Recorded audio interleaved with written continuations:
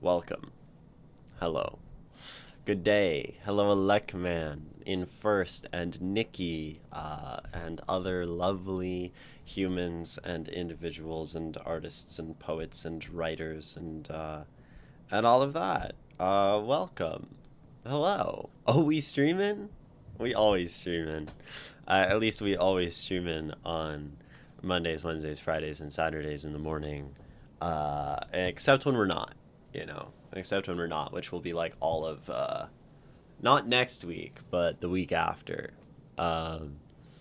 Starting next Friday, there won't be streams for like a week, basically, until the Friday after that. But there's a whole nother week of we stream it. Of course, I've been waiting for today for a while. I'm excited for your thoughts on the finished prologue. Yes, I will probably, in fact, be reading your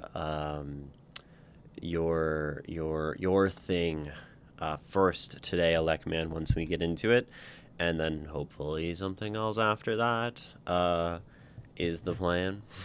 Fire Rider, hello, welcome. Good time zone to you as well. Man, it's so good to be streaming. It's lovely, really, to read poetry and do this and keep putting my face on the internet until and have it, like, I don't know, have people watch it. That's pretty nifty, I think.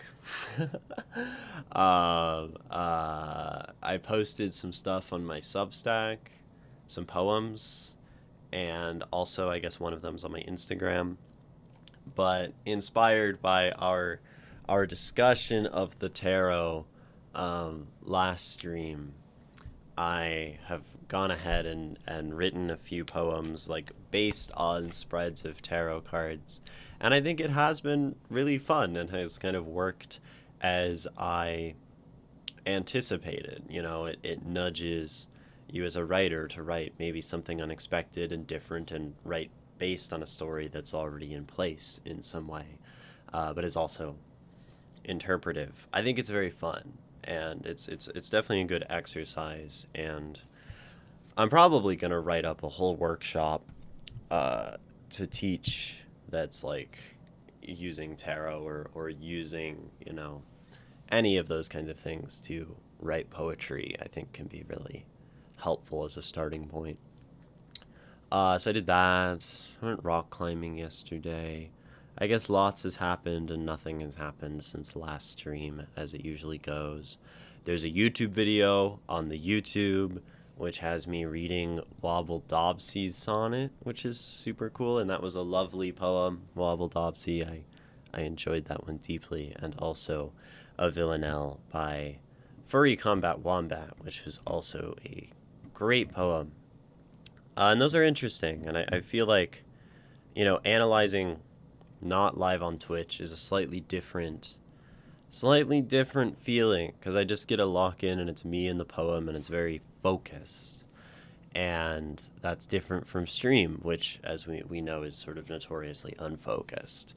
So I think it acts as a good, solid, contrasting force, because all of the forces in our lives must be sort of balanced, right? Or something. Uh, anyway. Yeah. Writing is good. Reading is good.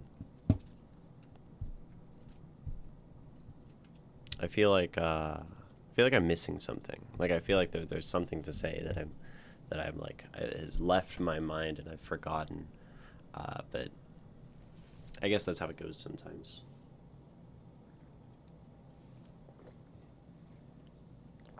Maybe it's just that it's the morning and I'm like waking up. Although I've been awake for a while, so I'm not really waking up. But I do think I am just a little bit tired, but that's okay. I think this is the kind of tired that will be awoken by reading some writing out loud at length. And really, I guess there's not much reason to delay. And we can read Alekman's... so what is this? Is this another sort of one of your prologue things? Is this like a rewrite?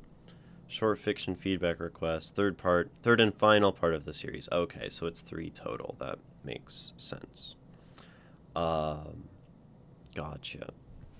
And this is going to be returning to our prologues for a narrative Warhammer game. So writing within that world and within that lore. And I need to plug in my camera. Shit. And what's the other part of that? Yeah, that is the third part. And we've done a couple of them. Because it was myself and 2 friends playing. I see. Gotcha. The screen is black. This is nothing new. Let's fix the black screen. Okay. We have a big, a kind of big amount of context for this piece of writing, and that's okay. Be sure to read the context. It's very important. Okay, and feel free to look at the models as well. Yeah. Here is the third and final part of this series, the story I was most proud of from a technical level, but on further reflection, I definitely think it isn't a great movie trailer, but maybe I'm wrong. I'll start with the prompt because of how short and simple it was. My friend said, and I quote, "They want gold. They love gold," followed by a gif of Gold Member from Austin Powers 3. This was open but not easy, since your average Seraphon are neither selfish nor philanthropic, in the traditional sense at least. But I personally like how I tied this theme in with the other factions. For deeper context on Seraphon lore, I'm going to try my damnedest to explain the lore in a concise way that's easy to understand. They are an army of lizardmen that ride dinosaurs, led by magical wizard frogs with literal galaxy brains. Okay, this is fucking awesome. Warhammer has such cool lore. That's at least the aesthetic pitch. One key detail is they're essentially a giant alien lizard hive mind, because the frogs are trying to establish a perfect natural utopian order called the Great Plan, lovely, and set at a set of guidelines on how the world should be as outlined by their now missing/extinct creators. Which, for the record, Not even the frogs have a complete understanding of the great plan. They just know they must follow it because that's what their creators made them to do. So, while they're aligned with the forces of order, my cities of Sigmar being another faction in that category, if some humans build a settlement somewhere and the Seraphon need to terraform it into something critical to enacting the Great Plan, they will not hesitate to slaughter every human in that settlement and glass it from orbit with beams of starlight. Okay.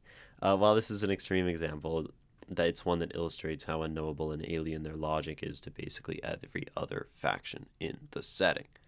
Okay. Um, this is all relevant because I wanted to keep that cosmic unknowability of the faction in their sections of narrative, always telling the story through the eyes of another character, specifically a member of the Disciples of Tzeentch, the cult of the Change God, that the protagonist of the first story spoke about.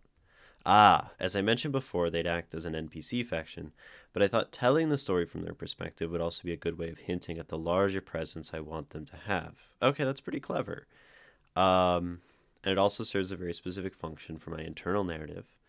But to go into more detail on that would spoil a bit of what happens. Okay. Side note, there are some that aren't as ethereal and are more in tune with the realms themselves. I won't elaborate on the details because I went with the more cosmic Starborn angle for this story. Okay. We're going to take some screenshots of this and we're going to scribble on it. And it's a really cool setup, right? Having to, or a difficult thing as well, having to like write alien minds, right? And hive minds are like weird and very hard to sort of like imagine from a human perspective, and I think that's one of the reasons they're so compelling and interesting in, you know, fantasy and sci-fi.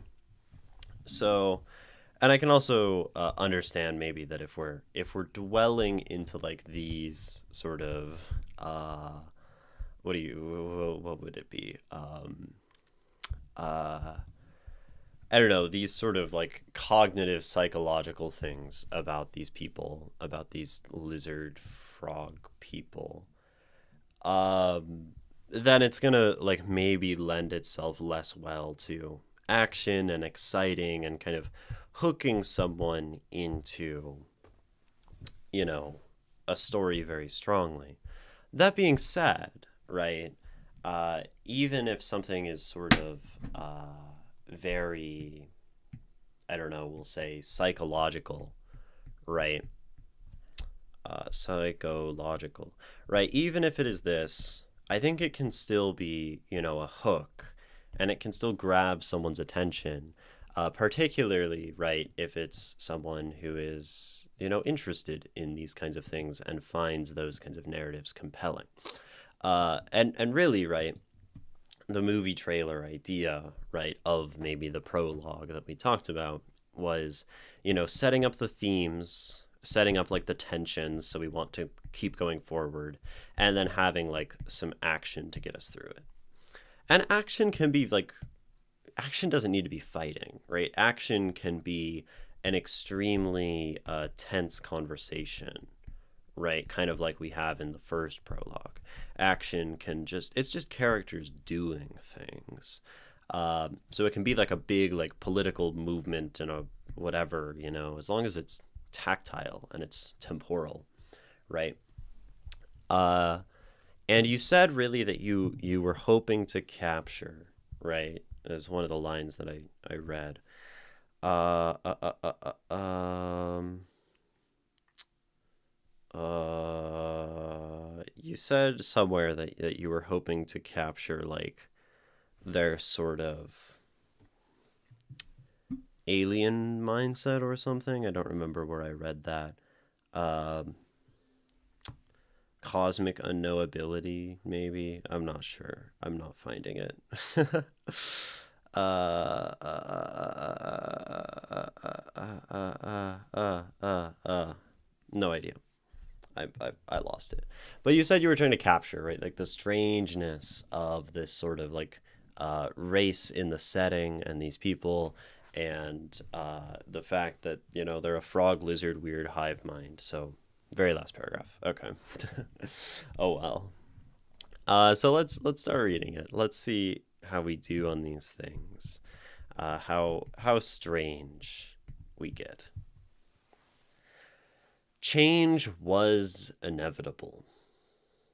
Nethril had known this for as long as he had served the architect of fate, but he could never have prepared himself for a change like this. He had believed his hold over the auric jaws to be absolute, but his retreating forces told him that grip was loosening. The attack came without warning or fanfare. Nethril barely saw the flash of celestial light before the oncoming charge of scaled behemoths shattered the gate to his domain at the base of the mountain range. Clad in armor of glistening gold, mounted by smaller creatures in human shape, but lizard-like in visage, their lean bodies covered in scales of deep vermilion and charcoal black steered the creatures as they rampaged through Nethril's unsuspecting followers. Trying to restore cohesion to his forces, Nethril whispered an incantation, letting fly a bolt of sorcerous magic from his rune staff. The bolt hit the massive creature on the creature's head. Creature head on, as it charged another building. But Nethril's blast couldn't even slow the creature down as it thundered across the packed earth. He needed to regroup. He needed to rally his servants to him, or his years of calculated schemes, his efforts to unlock the magical wards emplaced on the burial site of King Ogonis, and his destiny of claiming the Gilded Eye would all be for nothing. But Nethril was no stranger to having to think on his feet. It wasn't just plots and schemes that made him a favored magister of Tzeentch. That's a fun word.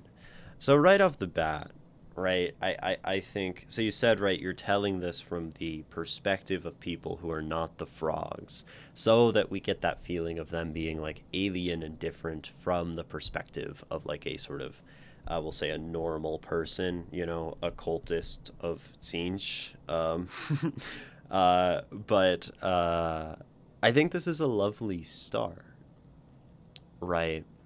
I think this is a lovely opening, because we really are starting in media res, Latin for in the middle of things, and it's just like, it starts. We get a little bit of like his ideology, right? You said they're like the change cultists, and then we start showing these adversaries from a distance, and it's a cool way to introduce, right, this faction to the person who will be playing them in your narrative story, right? Because you're showing them like, blowing up the walls with beams of starlight and like, crashing in on their giant gilded, glittering gold, red, black lizard mounts, right? It's very sort of epic and cinematic, and I think that's good, right? If I was reading this and I was like, I'm gonna be playing these guys, I'd be like, dope, my guys are awesome, Yes, to Tzeentch, everything is both predetermined and constantly in flux. Yeah. So this is cool, right? One of the monsters, a beast with many horns, adorned in a resplendent headdress of purest glistening gold, was making a mockery of Nethril's acolytes, trampling them underfoot and goring them on its horns, with an almost enviable precision that kept their blood off its headdress. It needed to be the first to fall. Attend your master, my acolytes, Nethril's words, imbued with his will and the dark might of Tzeentch, cut through the din of battle, piercing their very minds with the command Nethril had imbued in each of them upon their induction. Following a directive more powerful even than their own instinct to survive, the nearby acolytes desperately broke from the press of melee against the lashing beast. Not all survived, but those that did formed ranks around their magister, cursed weapons drawn, an incantation to the changer on their lips. Do not let it get close. Keep it at range and exhaust it. When the time is right, I will signal you to attack. When I do, strike the flank and ensure it cannot move. Any survivors will earn the changer's favor from me, personally. Hello, what are we talking about? We are reading a story by a Lekman that is based in the Warhammer Age of Sigmar lore as a prologue for like a narrative-style Warhammer campaign. Hi, Messier. Yeah, my friend wanted to use the big dinosaurs, the Stegodons. They're essentially Triceratops with bigger, stockier builds and shorter tails, if that helps you at all. Gotcha. Oh, I thought it was a published book. How cool. The writing is just, like, very lovely. I think, I do think, Lekman, you write combat, like, very well, you know. Between the last one, the one we had with the, the Oryx, right?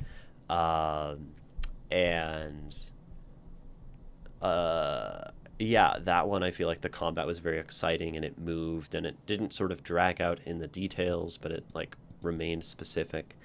And I think here as well, right? And part of that definitely is that you're sort of, you know, giving us more details about the setting as we go, or about the people as we go, while describing the action, right? If we just describe what happens over and over again, it's boring. But we learn, like, oh, any survivors will earn the changer's favor from me personally. So we get to see this, like, cult-like thing of, like, this head priest is, like, the arbiter of the favor of the god, right? We get, like, the cursed weapons and incantations. We get they're following a directive more powerful than their own will to survive, right? And I think these details are really lovely within action, within prose, because, right, they give us that characterization as we sort of have the, you know, just straight up fun, exciting, like, combat scene. Without hesitation or even a word of acknowledgement, the acolytes obeyed their magister's orders, as they began to chant in unison, striking the lumbering titan with crude bolts of magical energy.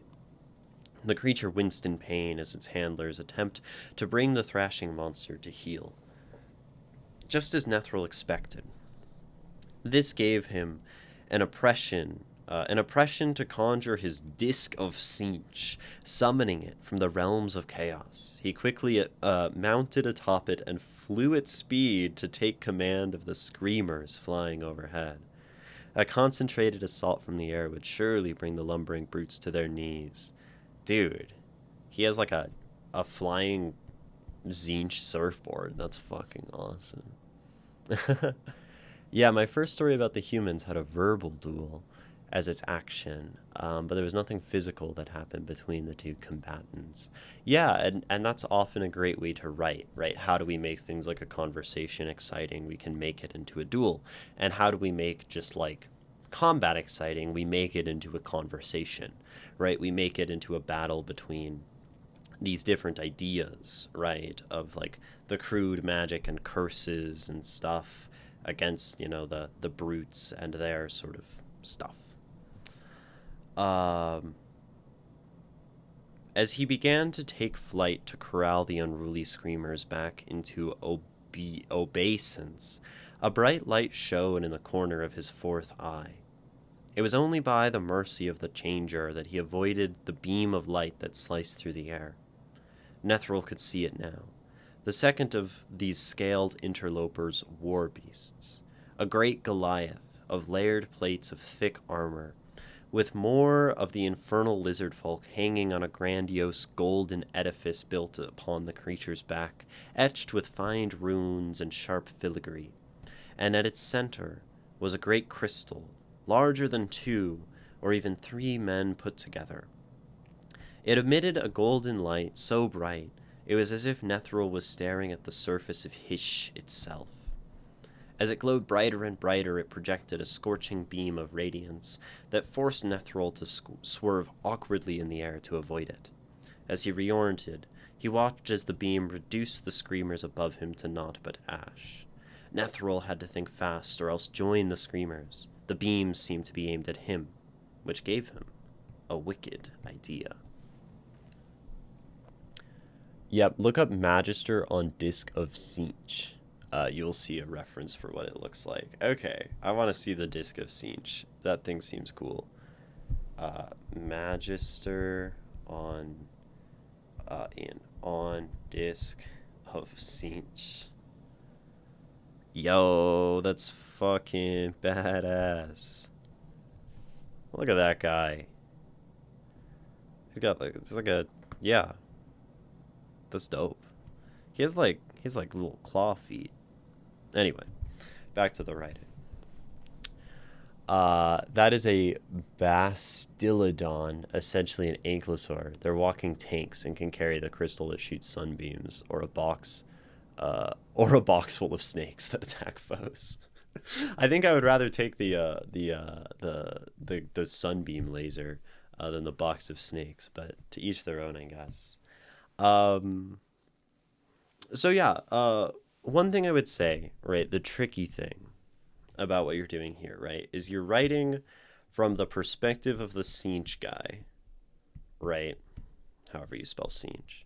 But really what you're trying to do is introduce the frog, lizard, dinosaur people, right? And this is tricky, right? Because Tzeentch guy is fundamentally focused on himself, right? And his own like combat and his own abilities. It would feel out of place, right, for him to like go at length about, maybe like the details of the enemy as well, because it's like the heat of combat. So, and I feel like I haven't gotten much of this, like, we are fighting against something strange and alien, right? Because we don't really get that up close interaction with them. Or even, if they had like a way of fighting that was strange and alien. And like beams of magical sunlight, right? They're different from his magic, but they don't feel strange when we understand that fundamentally, right, this is a fantasy setting, right? We're like, okay, Tzeentch guy has big flying screamers or whatever they were called, which are probably like scary bat monsters. And these guys have like dinosaurs, so that's not like something that feels alien or strange, right? Tzeentch guy has like bolts of sorceress magic, and the frog guy, lizard guys have, sunbeams. So hopefully as we move forward, we get into some of that other stuff. Because it almost feels, right? It almost feels that it is more a story of Tzeentch guy than of these guys.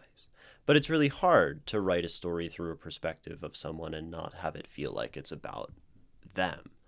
That's actually quite the challenge, right? But you are doing a good job of describing, right, the warriors of the dinosaur and lizard people. Through his magic, he ordered his acolytes to bait the horned creature to the base of the nearest mountain.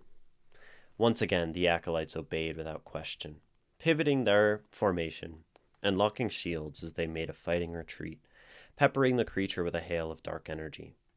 All the while, Nethril had to evade the blinding assault from the armored creature twisting, weaving, and dancing through the sky when making a concentrated effort to avoid the beams. The creature's attacks were as predictable as the skeins of fate themselves. He couldn't afford to wait. Even with the two monsters distracted, he could not tarry, even if time was on his side. The doors of the tomb were on the verge of opening. He would not suffer the indignity of letting anyone else set foot inside it before himself. The Gilded Eye was his to claim after all. He was blessed with the vision of his ascension when he swore himself to Tzeentch so many years ago. I wonder, right? I think when when the frog people feel powerful and they're winning, right? When they bust down the gates, it feels in the first paragraph like, yeah, it's about these guys, and we're just watching through the perspective of like the victim, right? Because we have this very epic, you know, forcing his things to retreat, clad in glistening armor, da da da da da, right? And then for a while we really focus on like Nethril and his servants, right? And sort of them feeling like rather successful, even though they are taking losses. And then even a line like, like the laser beams feeling, what does he say? What does he say? When making a concentrated effort to avoid the beams, the creature's attacks were as predictable as the skeins of fate themselves. Right? So then it feels like, oh, they're just predictable, which is the last thing we want when we want them to feel like alien and weird.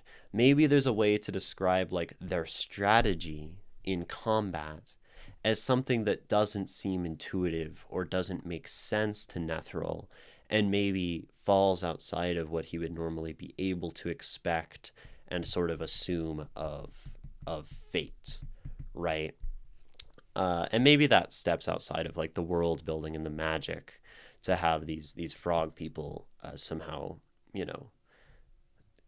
act so unpredictably. But I think, right, when they are fighting with a mind that is so not human, it might be difficult for Nethril from his human, well, he's not human. He definitely doesn't look human with his claw feet. But from his perspective, to understand them. Perhaps. The moment was at hand now. Nethril saw his loyal acolyte succeed in bringing the creature to the base of the mountain. With a sudden turn of his rune staff upon the disc of Tzeentch, Nethril went into a full dive toward the ground, stopping just before his disc made contact with the earth. He saw the crystal take in power once again. He had learned the timing of the creature's attacks. With a hard, sharp turn, Nethril turned the disc about, preserving as much momentum from his dive as possible to propel himself within range of the mountain, moving in a steady ascent until he saw it, a small notch in the mountainside just big enough for his rune staff. With a blinding flash, the beam was released from the brilliant crystal. With a thought, Nethril dispelled the disc, returning it to the realms of chaos from where it was summoned. Entering freefall, Nethril thrust his rune staff into the small notch. It was enough to arrest his fall and hold him in place, if only just. Missing its intended target, the beam collided with the top of the mountain, punching a hole into the mountain wide enough for a small column of soldiers to march through. And with it came an avalanche. Rocks, rich with the ores of Chamon, came tumbling down in a shining cascade, burying the horn monster and causing it to topple to its side. True. I wanted there to be something like a push and pull here. The Seraphon make a good opening attack and cripples the majority of Nethril's forces, but he rallies back, claims some hollow victories by bringing down more of the big monsters, but he loses the war because of what happens later. Okay. But that's me going off of vague memories here. Again, I wrote this a few years ago. For sure, yeah.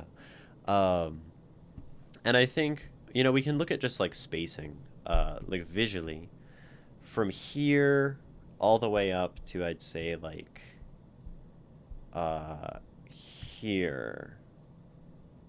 It sort of feels like we're describing Nethril having victories, right? And I think that generally overshadows like the one really epic paragraph of Alec the I was like looking at chat. I saw like Alec Man. I was gonna say like Alec Man storming down the gates. The one paragraph of these beasts like blowing up Nethril's city, right?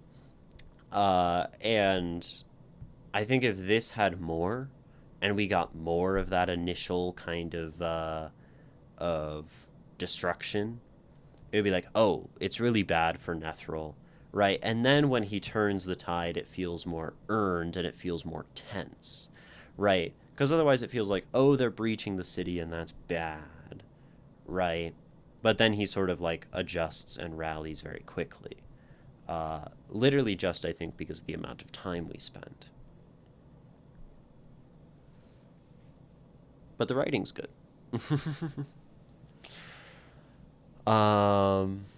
Well, if it isn't our favorite complete incomplete lotus, well, if it isn't our favorite cabbage. Tried to write free verse yesterday, unknowingly snuck in 2 rhymes, and only noticed it today. That's okay. Uh, you know, I think sometimes that happens in free verse, and we end up rhyming, and we end up doing things with sound, and I think usually free verse involves sound and rhyme anyways. It's just not strict. Now, my acolytes, strike it down while it's weak. Nethral's shrill voice cried out as he reconjured his disc into the realms once more. With a sense of abandon more akin to the followers of the Dark Prince of the Blood God, the acolytes began their bloody work. Weapons drawn, they hacked away at the beast's exposed belly, jabbing and slicing between the plates of its fine gold armor. The creature groaned in agony as the acolytes laid into its prone form, but it did not leave a corpse. The creature instead seemed to unravel into wisps of golden starlight, unraveling like a garment with too many loose threads. At last, Nethral thought to himself, one of them is dead. Now to turn my attention to more important matters. Rising above the battlefield, Nethral could finally observe the battlefield as it was meant to be observed. a little repeating of words, but I'm sure you're hearing that as we're reading, and it's fine. This was writing from multiple years ago.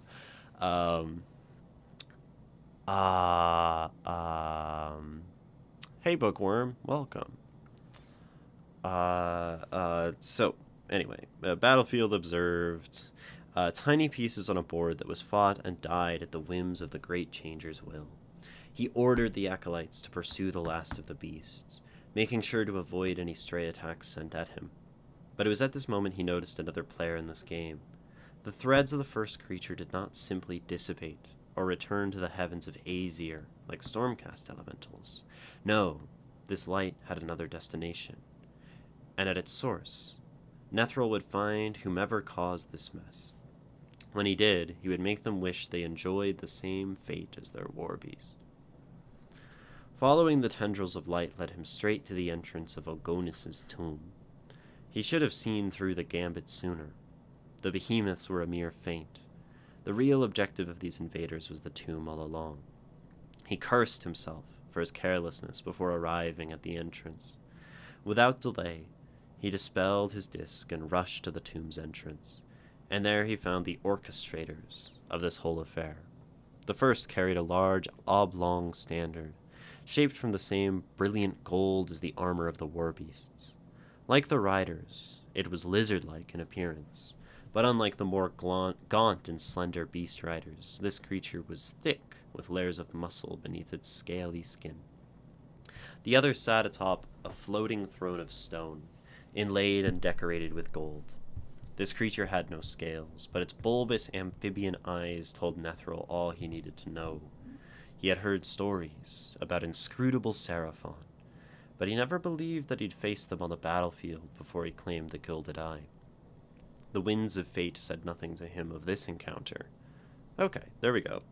And to do battle with one of the great Slann, the arcane masters from which all Seraphon were created. For a moment he could not believe it. He felt like an insignificant speck, drifting in a vast, uncaring cosmos. The same feeling as when he gave himself to Tzeentch and glimpsed the infinite truths of destiny for the very first time. It was in that moment of helplessness that Nethral grasped the true meaning of the universe. Change was inevitable, and this moment of weakness would be changed into one of strength. The creatures looked at him. Not a word spoken between the 3 of them, but they all knew that their next move would be critical.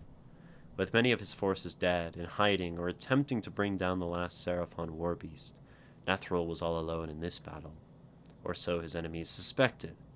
Drawing his runestaff, Nethral called on every reserve of his power he could bring to bear in a single burst. The sudden influx of change magic threatened to unmake him, as his body was racked by the essence of mutation itself. But in that moment, his impromptu ritual was successful. Surrounding him were now scores of pink horrors, demons of Sinch that were weak on their own. But they were more than enough to distract the Seraphon leaders while he prepared a spell that would unmake them. Conjuring his disc once more and taking flight, he bade the horrors rush the slan. But the stout Saurus interposed himself between the oncoming tides of demonic flesh and his master. Hacking, bludgeoning, and biting, the astrolith bearer tore horrors down by the dozens with every strike. Meanwhile, the slan began to conjure projectiles and controlled celestial power homing in on Nethral's disc, with the precision of an elven marksman. But Nethral was one step ahead of the slan. He conjured a shield that caused the blazing comets to curve around him and collide with the mountain behind. As he prepared his next spell, Nethral was ready to spring his trap. He glanced around at the slan and its Saurus attendant. So, I like Alekman, how we do kind of bring in the idea, right? You say the inscrutability of the Seraphon.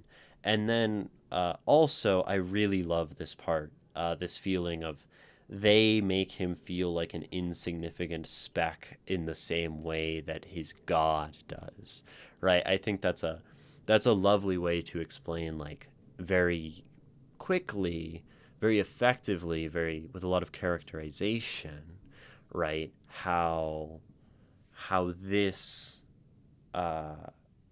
just how, like, alien, how vast they are, how looking in their eyes is like looking into the universe itself, right?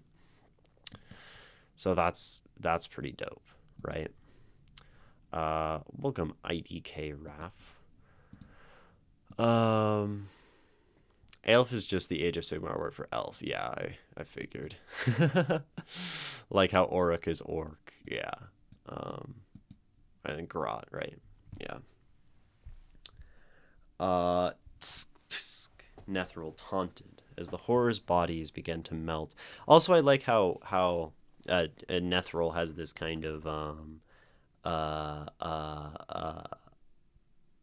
like ego to him, right? Where he keeps being like, "Oh, I'm a step ahead. I'm gonna spring the trap," while he's sort of like losing mostly. Or starting to lose as they're like cutting up his little minions and stuff. Nethral taunted as the horror's bodies began to melt into pools of iridescent, oily liquid. I expected better of the supposed masters of high cosmic knowledge. The Changer's servants always have a backup plan. Suddenly, the pools began to congeal and slither toward the slan's floating throne, turning a bright blue from which new horrors emerged, brandishing crude blades. One by one they leapt onto the throne, clinging to its arms, attempting to pierce the slan. The astrolith bearer made a valiant effort, struggling against the press of the horror bodies, now in a menagerie of sickly, saturated colors that surrounded him. But he could not reach his lord as the throne began falling to the earth. Nethral cackled in giddy amusement from atop his disc as he finished the incantation for his final spell. Maybe he does win. With a victory such as this, I shall earn the Architect of Fate's favor for 9 generations. You are a worthy foe, but change is inevitable. His final words of victory. His very breath were stolen the instant he felt the blazing comet pierce his back, followed by a second, then a third, a fourth, a fifth. Nethral lost count after seeing the 9th pull itself from the mountain crater behind him and strike him. The spell died on his lips as he tumbled limply from the disc to the cold earth below. The horrors, no longer bound by the Magister's will, were reduced to a saturated slurry of sulphurous sludge. It's like some really nice alliteration in there. Saturated slurry of sulphurous sludge. Say that 10 times fast. Lord Eldorade rose up once again on its throne, turning to its trusty bodyguard. No words were shared between the Slan and Saurus, only their feelings, for they were shared in their desire to see the taint of chaos purged from the mortal realms once and for all. To that end, they knew this was the first step. Seeing the gilded eye returned to its rightful place would let its power be used to bring the eternal prosperity and order of gold to all of Chamon's inhabitants.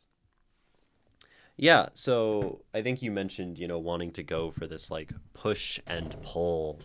And I think that's good, right? Like toward the end you really almost feel like Nethril got him, you know. And then of course his little slogan that I think he uses like 4 or 5 times in the piece, "Change is inevitable," is a lovely setup for that to be the thing he says, right before he is killed, and change takes him as its victim. And yeah, I do think you do an excellent job of bringing in that sort of alienness of these creatures toward the end, which you set out to do.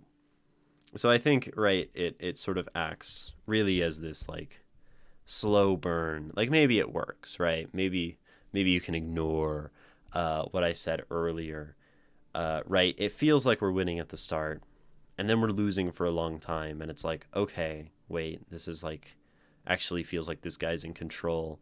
And then there's a little push, and then he like takes some ground back, and then he takes some ground back, and then at the end it's like boom, right? And they just like drop comets on his head, and he is an insignificant speck, right? Which you set up for him to be through that previous line. So yeah, and I think it is very exciting, right? And I think it's funny because you say that this one is less movie trailer esque, right? But you do have a lot of the main ideas of these frog people. You have the action. Something that this one sort of lacks maybe is that feeling of tension of what is going to happen going forward. Maybe it helps that you presented the three in this order, that that these two are going to come into conflict with the other two factions who are seeking the Golden Eye. But I feel that, this one lacks the same sort of. Well, it's interesting because they're a hive mind, right? In the other two, you sort of have like the internal struggles and the sort of questioning of the ability of these other two factions, and you have that tension, that kind of cliffhanger. And this one, I feel like maybe one is left feeling very I guess confident, right? You have the confidence of like, we are one, we are going to bring order, we are going to like succeed on our cosmic directive, right? And it is our like rightful duty. And maybe that's good, right? Maybe that offers like a nice contrast and a nice difference to the very human like tension, internal strife, difficulty, right? Yes, to give a modicum of inside baseball on why I had done it like this specifically. The idea was supposed to be that he had a much larger army that was deeply entrenched in the center of this mountain range. But it's the Seraphon that punch a hole in his defense, allowing the Seraphon themselves, as well as other factions, to enter the temple, mostly uninterrupted. After all, Lorien got attacked by Nethril's army the last time he was in the region, so he wanted an explanation why all three armies would be able to get into this area without being attacked. I see. So the Seraphon are sort of the first ones to get there and get some of these cultists out of the way, though there will still be lingering forces and lingering cultists around as part of that opposition to the goals of all three. That's nice. Because they aren't completely obliterated, right? Nethril dies, but like he took out a lot of the Seraphon forces, and I think maybe it feels like even some of his cultists probably survive. So So that's good, right? And maybe there's also like a tension in the fact that at the beginning the Seraphon have suffered great losses, whereas the Aurochs, right, are kind of constantly in a state of battle. And then like the humans are sort of just rallying their forces to set off with like a renewed strength. So they all have a different kind of tone to them in terms of how they're set up, and I like that. Right, I would say that each of these three stories are very distinctly different. You know, the three stories of yours that we've read, and and that's good, right? When you're trying to set up three different factions as distinctly different, powerful, unique, and with flaws in their own ways. And they were written in chronological order. That makes sense because I didn't get the prompts from my friends right away. Sure. Um. Yeah. I think these are they're very cool, and I know that. I mean, I do a similar thing for a lot of my D&D campaigns, where I will write up like a pitch or a prologue or like a introduction that's like narrative like this. And I think if I got this from one of my friends or and I was playing in a I guess a narrative Warhammer game or a TTRPG with my friends, and someone gave me this, I'd be like so fucking stoked. And I always get stoked about stuff like this. For a campaign that me and my friends are playing soon, my friend wrote up a whole similar like 6-page kind of thing. It was actually like laying out history in a sort of interesting way. But that was, a joy to read. Also, Nethril was supposed to live. There was going to be another story about how he comes back from the edge of death, rallies his remaining forces across the mountain, and gets into the temple himself. That's good. That definitely works well, right? Because he's not, we just see him get like crushed by comets and lose his consciousness, right? So we're not certain that like his body has been you know disintegrated or that he's permanently gone. So that's done well. But to your point about internal tension, there are ways in the lore to do internal tensions with Seraphon, but to me it's rather difficult to pull off without some major finesse. And I didn't think of that at the time. It would definitely require some finesse, and like to try to shoe that into a piece a piece that's so short and so brief would be doubly difficult. So I don't necessarily blame you for that, but I do think it does, even though you said you feel that it doesn't, right? I think it fulfills this goal of movie trailer and all of that. Yeah, he's a mutant. I could just say, right, they didn't pierce enough vital organs. Yeah, that's change is inevitable. Do you use bless you when you sneeze? I do use bless you, and thank you for your Gesundheit. Yeah, I tend to say bless you to others. Yeah. Do you have any other questions about this, Alekman, or in general about your three Warhammer prologues, and any questions about that or writing in general, right? Since I know you're kind of maybe like getting inspired to get back into writing, if you have any questions, the time now is still specifically yours until we move on. Or if anyone else has questions about anything I've said or comments for Alekman, or again, questions about writing.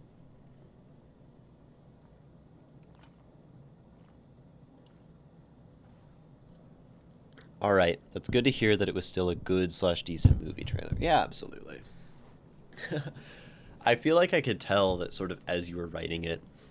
I think it seemed like you were kind of having fun and you were excited, partially because you have like a bunch of run-on sentences. You just like are like jamming things together with commas, but I don't really care to like comment about grammar as critique, nor that it's even a bad thing to have like improper grammar. So it's funny. It seems like you were just going, and that's cool. Can I get a final summation of the feedback on this story, as well as my overthoughts on this project, and as a whole, now that you've read it in its totality? Yeah. So I mean, what I'll say, right, is, mm, one thing, right, is these are sort of things for like a personal hobby, for fun, for your friends. And I think anything you do, right, to like go above and beyond for like essentially like a TTRPG, I'm just calling it that even though I know it's not, is like fucking awesome, right? And really cool. So, and it doesn't have to be like perfect writing or exact, right? And literary or whatever. That being said, I think when we are writing things to hook people, right? Strong starts are good, and I think you have a strong start. Leaving the story in a place that makes your reader want to continue, which I think you do better in the first two than in this particular piece.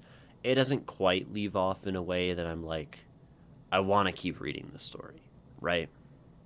Uh, Making sure you're setting up like the themes and the ideas of these characters, right? Having strong action. I feel like this one still maybe at the end of the day could have a little bit more of the alienness of the Seraphon, a little bit more of that. I think when you do it and when you dig into it with Nethril, it's really good. And I just want a little more, and maybe that can be introduced in the way that they're fighting at the beginning, or something.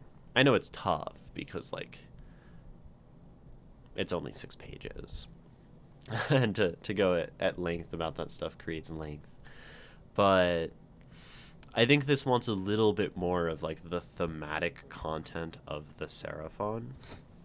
But like overall, right, when we look at this work as one of three things that are contrasting each other, we always want to make sure that we are differentiating, right? That the first feels different from the second, feels different from the third, feels different from the first. And, I think like the Oryx have this sort of like crassness and this shouting. We have like the silence and the precision of the Seraphon, and we have like the dialogue and less combatness and the I guess the humanness of the humans, right? And even the fact that they're like this sort of like coalition. So you've done a good job, right, of creating differentiation. And I think going forward, if you were to write something like this again, that's another one of those big important things to focus on.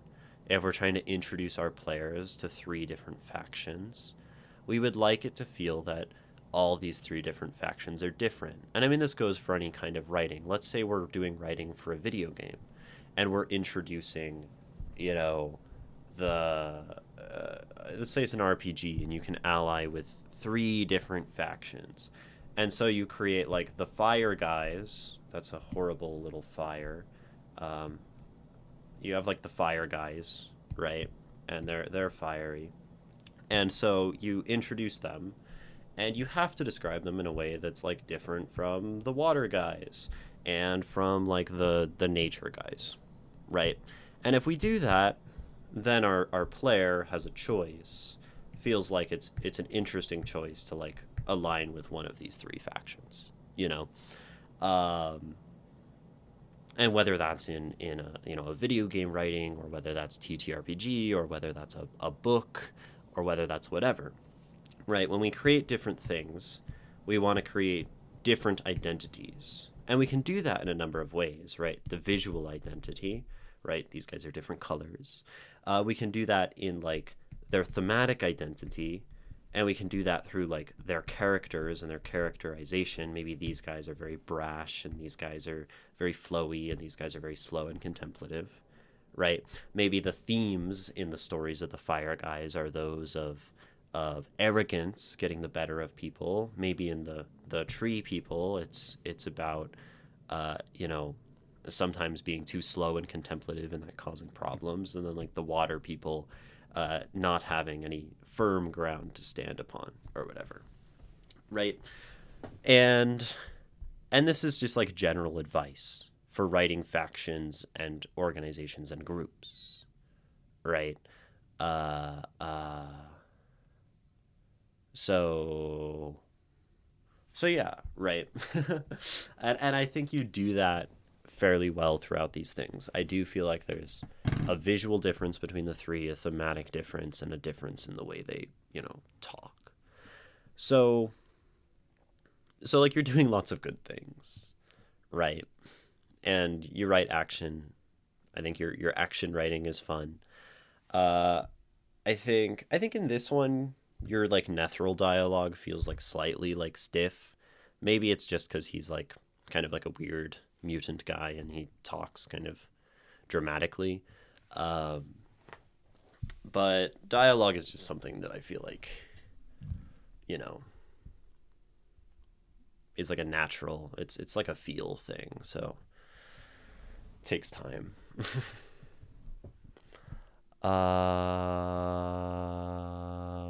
Yeah. Let's see. Um, I like that the writer here uses words. Thanks, Face Your Fear. I was just going on this one. That much I remember. Run-on sentence are a bad habit of mine. So don't hesitate to point some out, especially if they're bad. Yeah, I guess the best way to cure run-on sentences is to like read out loud and then like look at your punctuation and be like, I felt like I naturally stopped here, and this is a comma. But also just like you can look at a comma and say if like the thing on both sides of it are complete sentences, that it needs to be conjoined by a word like and or else just like jamming a comma in there is a run on. uh, yeah, I don't know. My grammar advice is always just to read. That's true, but I did want to be a writer when I was younger, so this is something that part of me still cares about and wants to be good at. Yeah, yeah, that definitely makes sense, and I think we should always try to like make our best work for sure. And I think young you writes well here. Can I submit something still in the early process of writing? Yes. What? As long as there like is writing there, I'm not gonna like look at people's outlines. Fair. Not all Seraphon creatures are as intelligent as the Slann. Ants have drones and soldiers that aren't as intelligent as their queen. Look up the Kroxigor. These guys are born dumb because their purpose in Seraphon society is to be laborers and builders in peacetime and brutal heavy infantry in war. That's why I made it so the Bastillodon's laser was easy to avoid for Nethril. Does that all make sense? Yeah, that does make sense. And maybe there is a way to describe their fighting and their organization as like automatic and procedural and ant-like and not very individually intelligent and sort of like an operation of scale. Maybe. Fair, he's supposed to be melodramatic and arrogant. Okay. That is very Tzeentch and Warhammery in general. Being over the top is kind of expected in Age of Sigmar, mythical fantasy. For some, you can literally play their gods on the table. Okay, then I think it's mostly fine. Yeah, yeah. um, Anything else? Any other questions? Alec man. I think it was a lovely it was a lovely thing to read all three of these stories, and I'll be very excited if you write more things to see what your writing looks like outside of this context, right? To see what your writing looks like going forward if you're inspired to write more things, because I think that will be very cool to see. and something that exists, within your own world or creation. If you ever do write something like that, that'd be dope. And thank you. Thank you so very, very, very much for sharing your work. I am he's I am so incredibly fortunate to be able to read people's stuff and have you all share things.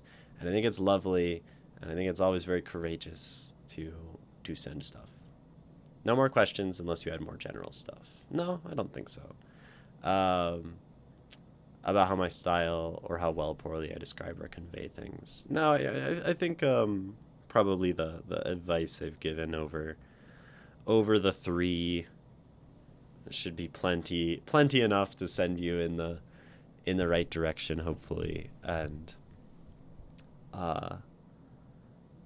yeah, I think it's interesting to see three things within the same medium, right, that all have the same intention, and really dig into that idea of a medium has a purpose, and so we want to fulfill that purpose, and thinking about why we are writing something in a certain way and how that gets us to our goals for our reader, right? Thinking about the audience. You don't always have to think about the audience as a poet. You just kind of write your feelings down. But in this, it's very different because it does have that kind of audience necessitating thing. You're trying to appeal to someone. So, yeah, thank you again, Alec Man. Thank you.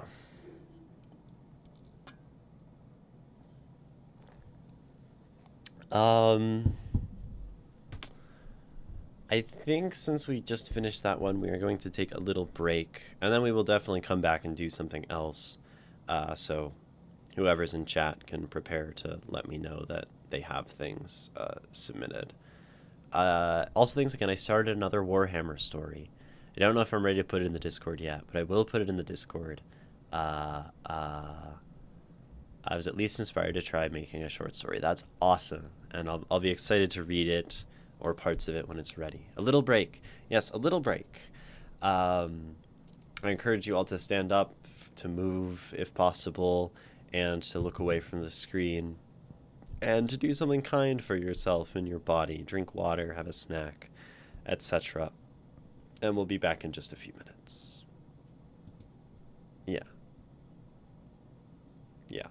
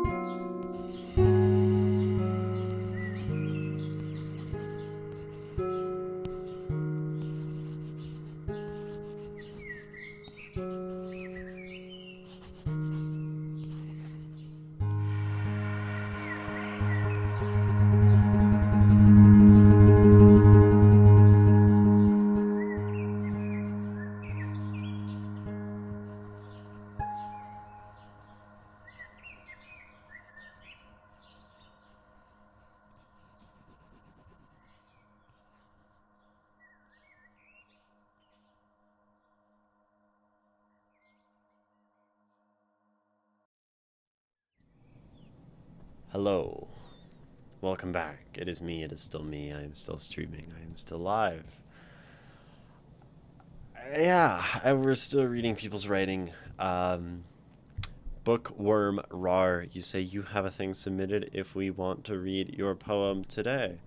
Yeah, I think it seems like you're maybe the only person around with something really submitted. And I don't think we've ever read anything of your work, which is very exciting, right? Welcome back. Welcome back to you as well, Nikki, and welcome back to everyone else. Your Wednesday writing prompt is up. What was your writing prompt for today, Nikki, if you are inclined to share? My writing prompt for this morning was 4 tarot cards, as I think you saw with the villanelle that I wrote. Let's read Bookworm's poetry. That seems cool. I could totally do that. The Struggle of Drowning. That sounds like a really uplifting thing for this morning. Let's see. Okay, you sent 2 pictures already screenshotted. That's quite nice. Save that one. Save that one. Okay. Cool. Prompt today is a Langston Hughes quote. That's exciting. I really love Langston Hughes. Let the rain kiss you, let the rain beat upon your head with silver liquid drops, let the rain sing you a lullaby. That's a lovely prompt. I think there are probably lots of ways to go with that.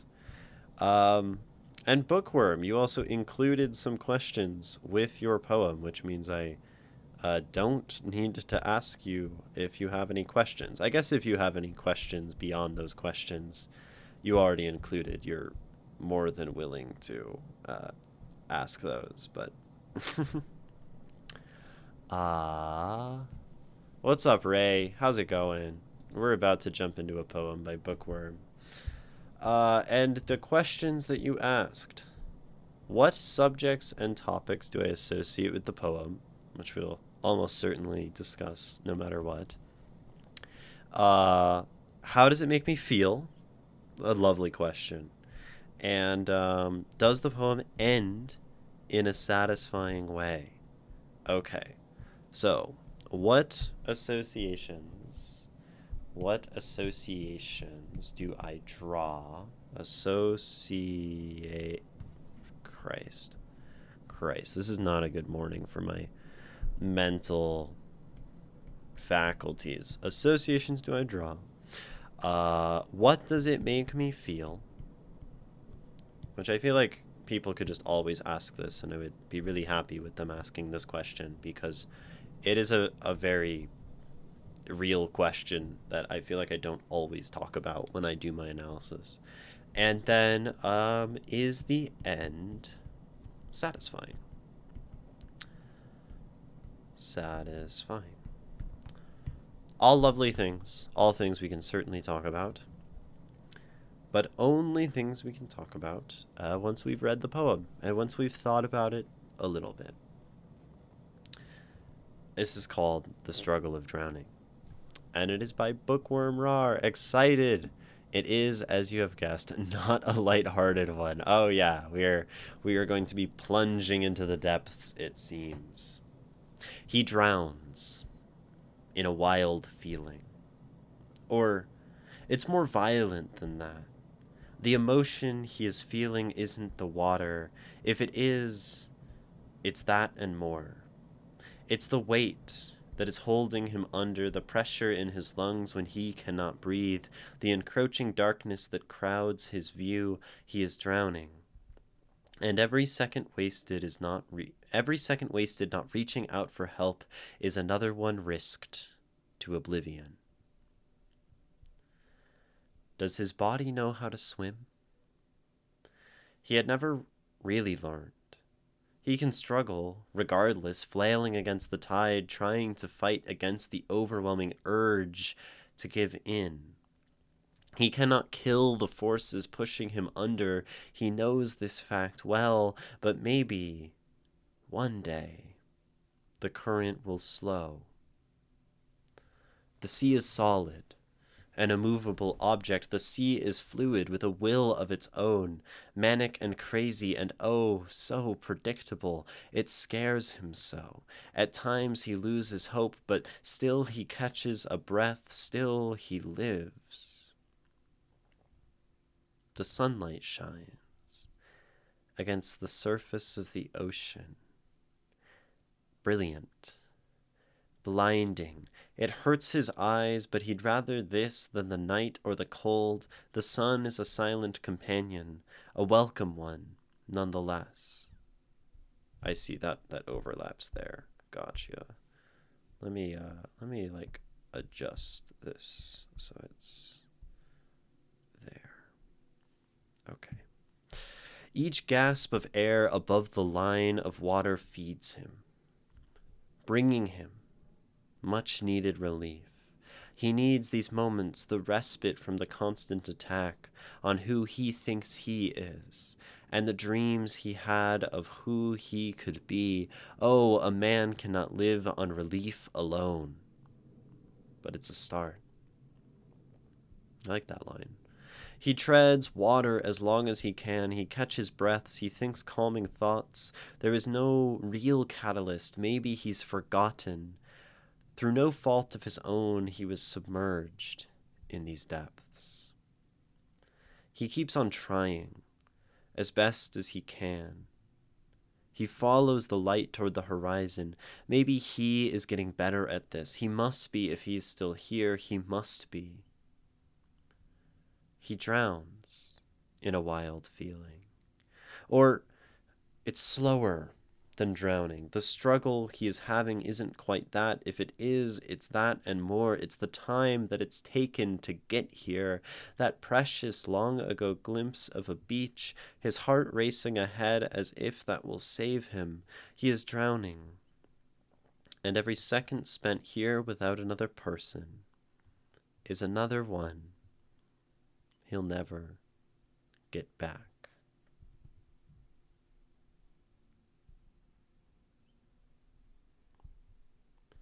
The struggle of drowning.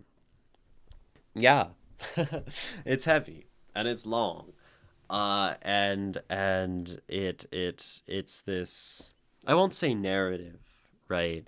And it's also sort of confessional, but it's sort of not. We occupy this like third person he space, which is kind of interesting for a poem like this that feels so personal and so connected to like one's own experience, perhaps. And then it feels to me, very. I guess if we are starting to ask, right, what things I associate with a work like this, certainly the first one that comes to mind for me is the mental illness, for a number of reasons. Right. Since we are talking about drowning in feelings and emotions, right?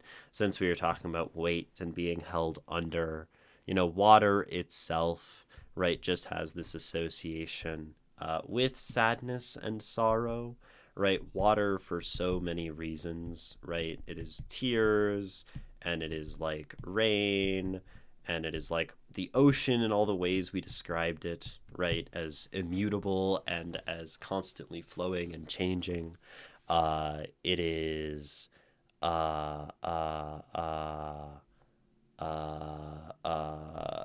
reflection, right? Water is the depths. So, water is just so many things that we associate normally with that sort of stuff. How odd. I feel like I really identified with this piece, but in a past version of myself. I think I'm kind of in a similar spot, Tiny Tim Cowboy, and I mean I'm glad for you, right? That this sort of weight and this heaviness is in the past. But I personally have struggled with both immense depression and also mania and psychosis. So I think especially even to see a word as overt as manic, right, in a poem, and then the force is pushing one under, the urge to give in, right? I've attempted, and and then this idea of like seeing a light, right, that's far away, this idea of hope, and it's better, but it hurts and it's hard and it's distant. And, the feeling of treading water, of not really going anywhere, right? Of just stuck, floating, sort of lack of agency, right? And I really liked this line. Oh, a man cannot live on relief alone. Right. I think this is one of maybe my favorite line in this poem, right? Uh this one hits in just a really nice way. Right. Relief is nice, right? To have a gasp of air, right? To have a moment of respite. But then like, we want a permanence, right? We want to get out of the water. We want to get to the light. We want to get, toward the beach that we mentioned down here. And I think something else that was really interesting, right, was the sort of change that we have at the end when we call back to the beginning. You ask about the efficacy of the ending. And I mean, I will say, I personally, right, I personally am someone who's a big sucker for like the repetition of the end at the beginning, right? So we have he drowns in a wild feeling. Oh, it's more violent than that, or oh, it's slower than drowning. And I think this is cool that we take the thing we've set up and then we like give it in a new way, right, to talk about a different kind of suffering and a development upon where we began, right? The struggle he is having isn't quite that. If it is, it's that and more. It's the time that it's taken to get here. That precious, long ago glimpse of the beach, his heart racing ahead as if it will save him. He is drowning, and every second spent here without another person is another one he'll never get back. Right, so in this place of like loneliness, right, like isolation, it feels like all of the time spent here is wasted. And so it's like a development upon the struggle, where at the beginning, it's about the struggle itself and it's about surviving. And then later on, it becomes like the realization and the fact that, that time, all that time spent struggling is gone. Right. And I think I've had these exact particular thoughts, right? That quite literally for the last 3 years of my own life, I have been wasting my life, right? And I still sometimes do think about it in that way. Um, and thinking about not the struggle and not the pain, but the things that were lost because of it, right? And and so all of this is very very personal to my experience. And so what am I associating it with, right? I am associating it very directly with a whole lot of things outside the scope of the poem. It's funny that I'm wearing my Michigan State University hoodie because I associate this poem with Michigan, the place where I suffered. I associate it with like crashing out of college. Um, I associate it with meds and that gauntlet of therapy and like trying to figure things out and whatever, right? The whole fight of mine is certainly in this poem for me, right?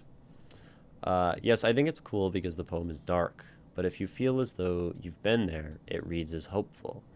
Yeah, it's interesting, right? Especially looking back on it, thinking about like this, you know, that precious long ago glimpse at the beach. Like once you're sort of standing on the beach, and I'm at least in the shallows personally, probably on the beach. Uh, His heart racing ahead as if that will save him. He is drowning, and every second spent here without another person is one he'll never get back. But, like, looking from the perspective of, like, you know, having people in some way and being out of the water, I think oftentimes all of the struggle feels less like a waste, right? Being here, right? All of this feels more like the development that had to occur, right? And the beach is sort of like the reward for that struggle. And it's a beautiful kind of stability. So, and in a sense, right, this poem does remain unresolved. I think there's a feeling that it's unresolved, and maybe that's why maybe you're inclined to ask, you know, is the ending satisfying? Right? Because in this poem, the reality is we don't get out of the water. We don't get to the beach. We are on to a different form of the same struggle. Right? I'm still in the water. I might be closer. And now it's the fact that, you know, I can sort of tread water. I can sort of have, you know, my moments of relief and respite. I can catch my breath sometimes. And now it's like this sort of reflective battle of, I guess, sort of like coping with the fact that all of that stuff happened, which is a very real part, I think, of the process of like healing from mental illness, or this could even be grief, right? Especially when we talk about like the time spent without another person. We could think of this poem directed at a specific person. But mental illness, I think, like, you know, you'll be, I don't know, you'll be bipolar for like, you know, like 6 years or whatever, like I was. And then you'll sort of stop having manic episodes like I have, if you're lucky. And then it's not like life is just like peachy and perfect and we're hanging out on the beach, right? It's like there is this period of, you know, even like relearning to live and reflecting and like looking back many, many days and saying, like, I've wasted many years of my life having to grapple with the fact of, like, you know, all of the thoughts that once coursed through one's head, and perhaps like just the permanent reminder of those things existing, right? So, so, yeah, and I think this is a part of the mental illness experience that doesn't quite get written about or talked about as much because it's not as intuitive. It's not as concrete as I can't get out of bed. It's like there were 6 years that I couldn't get out of bed, and that has affected me in a way that I now need to take time to understand, right? And I remember personally, right, during this sort of period, this period that maybe I'm coming toward the end of into something brighter, uh, laying at night and sometimes just being racked. You know, the mind would come in and say something like, you tried to kill yourself, right? Like I would just, this would just appear in my head, you know?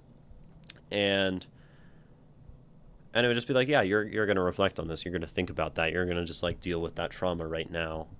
'Cause I'm telling you to, you know? And then like, you know, sometimes that would happen in like the middle of a coffee shop and I'd have to like retreat and go have a panic attack in the bathroom. True story. So, so, you know, it sort of, I like this. I like this ending, because it's resolved unresolved, right? And it shows, right, what it shows, even if unintentionally, is that we started in a certain place up here, and it felt like we had nowhere to go and nothing was changing. And we ended in a place where we feel like we have nowhere to go and nothing has changed. And yet, by the entire setup of the poem, by the way it is written, by the fact that this is the same structure with different words, right? We've changed. right? And I think that's like one of these truths about just maybe life, but particularly about all like the grief and mental illness, is it feels like day to day, right? Nothing is changing, nothing has changed. I'm the same depressed, awful, miserable person that I've been for my entire life. Well, like ignoring all of the reasons that like my life is demonstrably better and more stable than it was, you know? And depressed people, or people in grief, or people with trauma, I think do this a lot. Because that's one of the things about like trauma, like very scientifically, is it kind of like locks us into a time until that trauma is resolved. Uh, and like there's this idea of people like not really aging or progressing, even when there are like very real things that have occurred to that we can see that we've grown, right? Thanks for sharing these. These thoughts are very relatable. I'm glad they're appreciated. Yeah, good analysis. I think. Yeah, thank you. I've read this poem to people close to me, but they didn't have any feedback on it. So, the bookworm rar. This is the struggle, right, of being a poet. um, uh, you have to laugh because it doesn't get any better. Um, this is a struggle when you share your poetry with most poets. They'll be like, "Yeah, that's good. That's pretty dope." Like, there's very little feedback, even amongst poets. Because reading poetry and analysis is a different skill from writing poetry. And it's not something intuitive, it's also very vulnerable, right? To look at a poem like this and say one's thoughts, is to say, like, I read your experience, your very real, painful experience in this poem. And now I am going to try to, like, relate that to mine. Right. So fundamentally, to give a response to a poem, to give feedback, to give thoughts is an empathetic action. Right. It's an extremely, we'll say, like, intimate thing. Right. Because one person is opening their thoughts and feelings to another, and then the other is like actually listening and engaging with that. It's the same as if I think someone had a very deep conversation, or set out to have a very deep conversation, and the other person like reciprocated that. That doesn't just happen automatically, right? And I mean, this is actually why I started like doing this on stream. um because I realized, so this actually takes us back to college. Takes us back to college. When I was in college, I started writing poetry. I started writing poetry 3 years ago. And I made this friend, and me and this friend would go sit at a coffee shop, right? A lot. And we'd talk about poetry because, like, they were my first kind of poetry friend. And they shared this poem with me, right? They share this poem. And I'm like, hey, can I, like, put this on my iPad? And I want to, like, write on it, Can you, like, send me the picture of it? And I did this kind of thing to their poem, right? Because what I realized is, like, they asked me what I thought about it, and I'm like, well, I just read your poem once. I don't really know what I thought about your poem. I don't really know. I haven't really spent time. I haven't really, like, listened to it, right? It all came from this idea of listening. And I like retelling this story. Some of you have heard this story multiple times, probably. And so I sit there and I read through it again, and I start scribbling on it, and I start writing things, I start writing notes, I start asking them questions. And I think I do this, for like an hour, right? Sitting there across from the person, really diving in and really, really doing that. And I could tell, right? I could tell that that hour was incredibly impactful. And I think they told me, maybe this is apocryphal, but I think they told me how much it meant to them, right? They're like, no one has ever read my poem like that. You know, no one has ever like done that, given me advice and thought and time in that way. I was like, huh, like that's kind of sad, right? That's kind of very tragic. I ended up doing this with another friend in college for some time, uh, until I dropped out and left, and then I like what didn't really have any friends or poetry friends. Uh, and then I realized I could do it on stream, and that's kind of how stream came to be. Is the sort of origin of it, but the interesting thing, right? Bookworm Rar, is that I'm the only person I've ever met who does this to poems. I am the only person, right? Um, who I've seen like really dive into poems in this way. So I've never had someone, I think, read my poems with the level of attention that I read poems on stream, like ever. And because in the same way that it's very terrifying to share a poem and share your experience, it is very terrifying to analyze, right? And the only reason I can do this, right? The only reason I can do this is because I've just done it so much. Um, I love this poem so much, and I'm so happy you read it like this. It went through a couple variations of endings before I got to this one. I think you've landed on quite a nice idea of an ending. This channel's inspiring me to reach out to my wordy friends and share written words. Hell yeah, tiny Tim Cowboy. I hope that that yields something for your friendships and your writing collectively. Like, I can tell you how a poem makes me feel, but I'm terrible at actual feedback because I worry it won't be received the way I mean it to. Yeah, that's a really terrifying thing about feedback, right? Because we are handling something very delicate, right? I mean, like, look at this poem, right? This poem is like a pouring out of deepest, most painful experience, you know? And it can feel like, oh, if I say the wrong thing, I'm gonna like hurt this person. I'm gonna hurt them through their poem. I think the reality, Nikki, I mean, you've had many of your poems read on my stream. From what I understand, people just really love any engagement with their poetry and their feelings.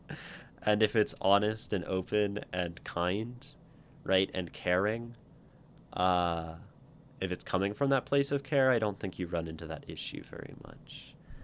Uh, I used to talk about uh, really, right, that people were like entrusting. I think the way one can think about it is that when someone shares you a poem, they are entrusting it into your care. And you have a choice, right? You can like look at it and like give it a little bit of attention and then give it back to them. Or you can just kind of like hold this thing and cradle it, right, their child, and actually like engage with that thing. And that's just a choice we make. But I think most people can see when you care, I guess. It's hard to fake that. Um so I'm gonna read this poem again. I think I want to talk more about it. The struggle of drowning. He drowns in a wild feeling.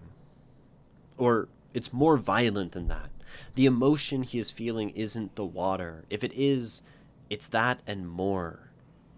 It's the weight that is holding him under, the pressure in his lungs when he cannot breathe, the encroaching darkness that crowds his view. He is drowning, and every second wasted not reaching out for help is another one risked to oblivion. Does his body know how to swim? So, something I mentioned at the start was like I noticed this sort of third person he, right? And we have some interesting things, right? Does his body know how to swim? And this poem feels confessional, as though it is like I, and I won't assume that bookworm reader, this is directly your experience. But if it is, which you don't even have to say, if this is the experience of the author, right, then to use something like he is sort of an interesting move, right? He and his, because it creates a separation. Uh, it creates like a dissociation, we'll say, right? This feeling that like the body is something not in the control of the author, if it is the author's body. This poem is about me. Okay. Um, right. Does his body, right? It's this idea of looking at oneself from the outside, which both has that feeling of like reflecting and thinking and maybe I don't know, ruminating even at its worst. But also that idea of dissociation and separation and like not feeling like oneself, as though like when in the water, I become he, right? I become a third person kind of object. He had never really learned. He can struggle, regardless, flailing against the tide, trying to fight against the overwhelming urge to give in. He cannot kill the forces pushing him under, right? It all just feels very removed. And I think, right, these sort of things, whether it's trauma or depression or grief, can feel that way. For, mental illness, it can be just like this external thing, right? One day I just started feeling depressed. One day I just started to be manic and I didn't know what was going on. You're thrown into the water, this sort of trial by, being thrown into the deep end, right? Or for grief, right? Someone can just die and it can like destroy your world. Or with trauma that's external, someone can just hurt you in a way that you are never able to be repaired, in a way that you will, never trust people in the way you once could. And so it really like creates this feeling, I think, of my body and myself is something that is like subject, right? Subject, separate, over there, third person he, right? He knows this fact well, but maybe one day the current will slow. And it's just like, maybe the current will slow, maybe it won't. Not in my hands. The sea is solid, an immovable object. The sea is fluid, with a will all its own, manic and crazy. And I think this is the part where like I personally read as very like directly relating to my own like bipolar disorder, right? There is the immovability of depression, the laying down, the still, the stagnant, and then there is the will of its own, directly followed by manic and crazy, right? And oh, so predictable. Uh, it feels directly like that kind of tossing and turning. Though generally, right, it could also just describe something like a depression, right? It is immovable, and then it just seems to act upon me, right? It scares him so. At times he loses hope, but still he catches a breath, still he lives. The sunlight shines against the surface of the ocean, brilliant, blinding. It hurts his eyes, but he'd rather this than the night or the cold. The sun is a silent companion, a welcome one nonetheless. Each gasp of air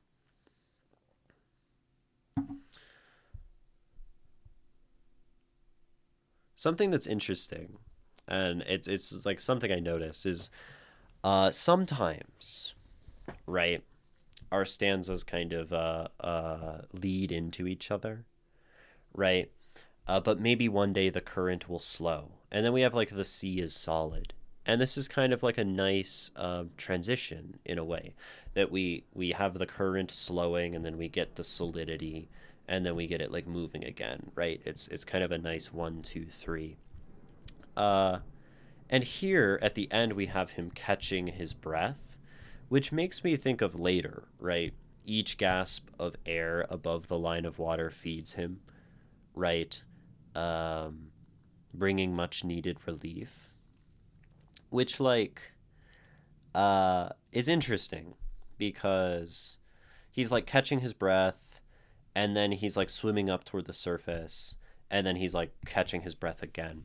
And I wonder if there's a way to like bring these stanzas to each other, right? It's tricky because like we maybe need to like move the sun earlier or something. But I don't think that's necessarily like a anything bad about this poem.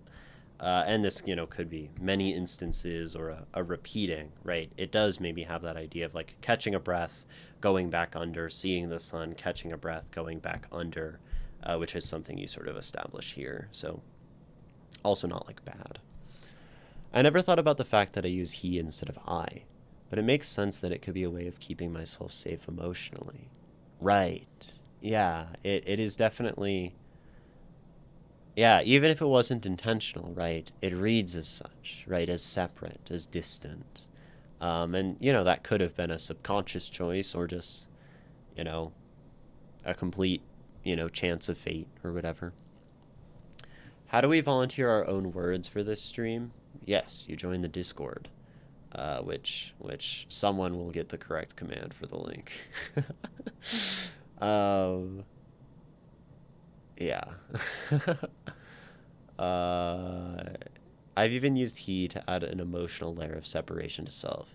Yeah, it's interesting that like, right, Nikki, you could use he because then you're separate by third person, you're separate by gender, and we could like definitely do that. You could move the stanzas closer together. Yeah, you definitely could. Um, one can always keep editing, right? He treads water as long as he can. He catches breaths. He thinks calming thoughts. There is no real catalyst. Or maybe he's forgotten, through no fault of his own.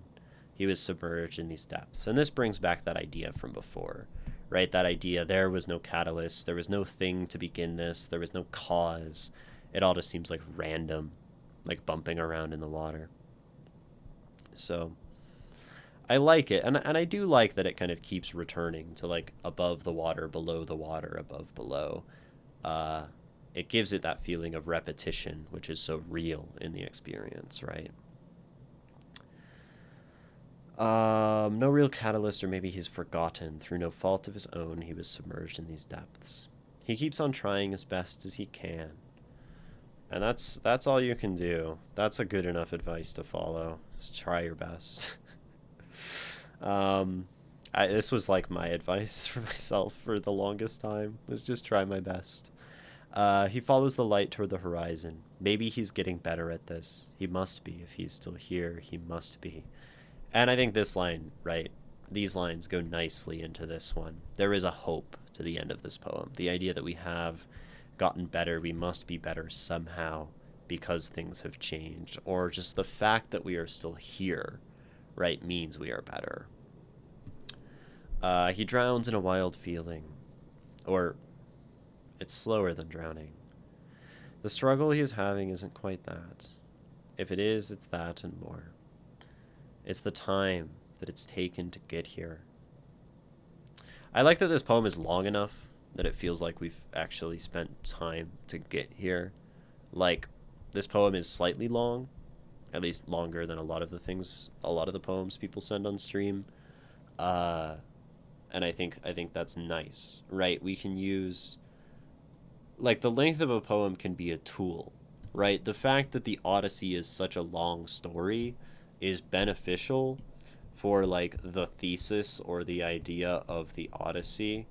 Because if the Odyssey was only, like, a 20-page short story, I think it would kind of fucking suck. It also wouldn't have all that cool stuff that, like, Odysseus went through. But the Odyssey has to be long. And especially when you think of the Odyssey as, like, a Homeric, epic poem spoken out loud that people would maybe sit down for, like, genuinely, like, hours across multiple days listening to some poet recite the Odyssey. Like, that's badass. So the idea of length can be useful, and I think the length suits this poem. It's precious, that time it's taken. Oh, it's time. It's the time it's taken to get here. That precious long ago glimpse of the beach. His heart racing ahead, as if that will save him. He's drowning, and every second spent here, without another person, is another one he'll never get back. Yeah. The struggle of drowning. Do you have any other questions about this bookworm? Or does anyone else have questions or comments or thoughts? I think I've answered the questions. What do I associate with? What does it make me feel? I mean, it places me back in the feelings that I had before of all of my experience. I think the man cannot live on relief alone is one of those things that just hits as that feeling of like good advice. And a lot of this just feels very, very real and relatable and sad, but hopeful. More hopeful from a removed perspective, for sure. The new movie's really good. Okay, I'll have to wait until there's like a high quality version that I can pirate. And then I will watch it. And 2 days in, holy shit, this is a long poem. Yeah, absolutely. We all look forward to seeing what you share. Yes. Also, hello, Be Thou Wrecked. I think you came in earlier. I didn't say hi. Yeah. Any other questions? Any other comments on this poem? Thoughts? Love, snaps? From anyone, for anyone? All of those things are welcome. Apparently people were scalping tickets. People were scalping movie tickets? That's crazy. Does the third person perspective make it harder to see yourself in it, do you think? Right. So let's say we wrote this with I. The use of I has a very particular benefit in poetry, especially to that reader who decides, like me, to read aloud. And I do think reading aloud is the best way to read poetry, partially for this reason. As if this poem was written as I, and I went through this poem saying, I drown in a wild feeling. Or it's more violent than that. The emotion I am feeling isn't the water. If it is, it's that and more. It's the weight that is holding me under. The pressure in my lungs when I cannot breathe, the encroaching darkness that crowds my view. I am drowning, and every second wasted not reaching out for help is another one risked to oblivion. Versus, he drowns in a wild feeling. Or it's more violent than that. The emotion he is feeling isn't the water. If it is, it's that and more. It's the weight that's holding him under. The pressure in his lungs when he cannot breathe. The encroaching darkness that crowds his view. He is drowning, and every second not wasted, not reaching for help, is another one risked to oblivion. They're different. I don't think one is better than the other. One is raw, and I think it cuts into your reader, and one is contemplative and distant. And there's a question of, do you want to share something contemplative in your poetry, detached, or if you want, as Nikki says, wait, right? I drown. The reader definitely steps in a little bit more with I, right? You sort of force them psychologically to occupy your poem by saying I. Because I am I. It's me. That's me, the reader, no longer me, the author. Not everyone reads that way, but some do. Does my body know how to swim?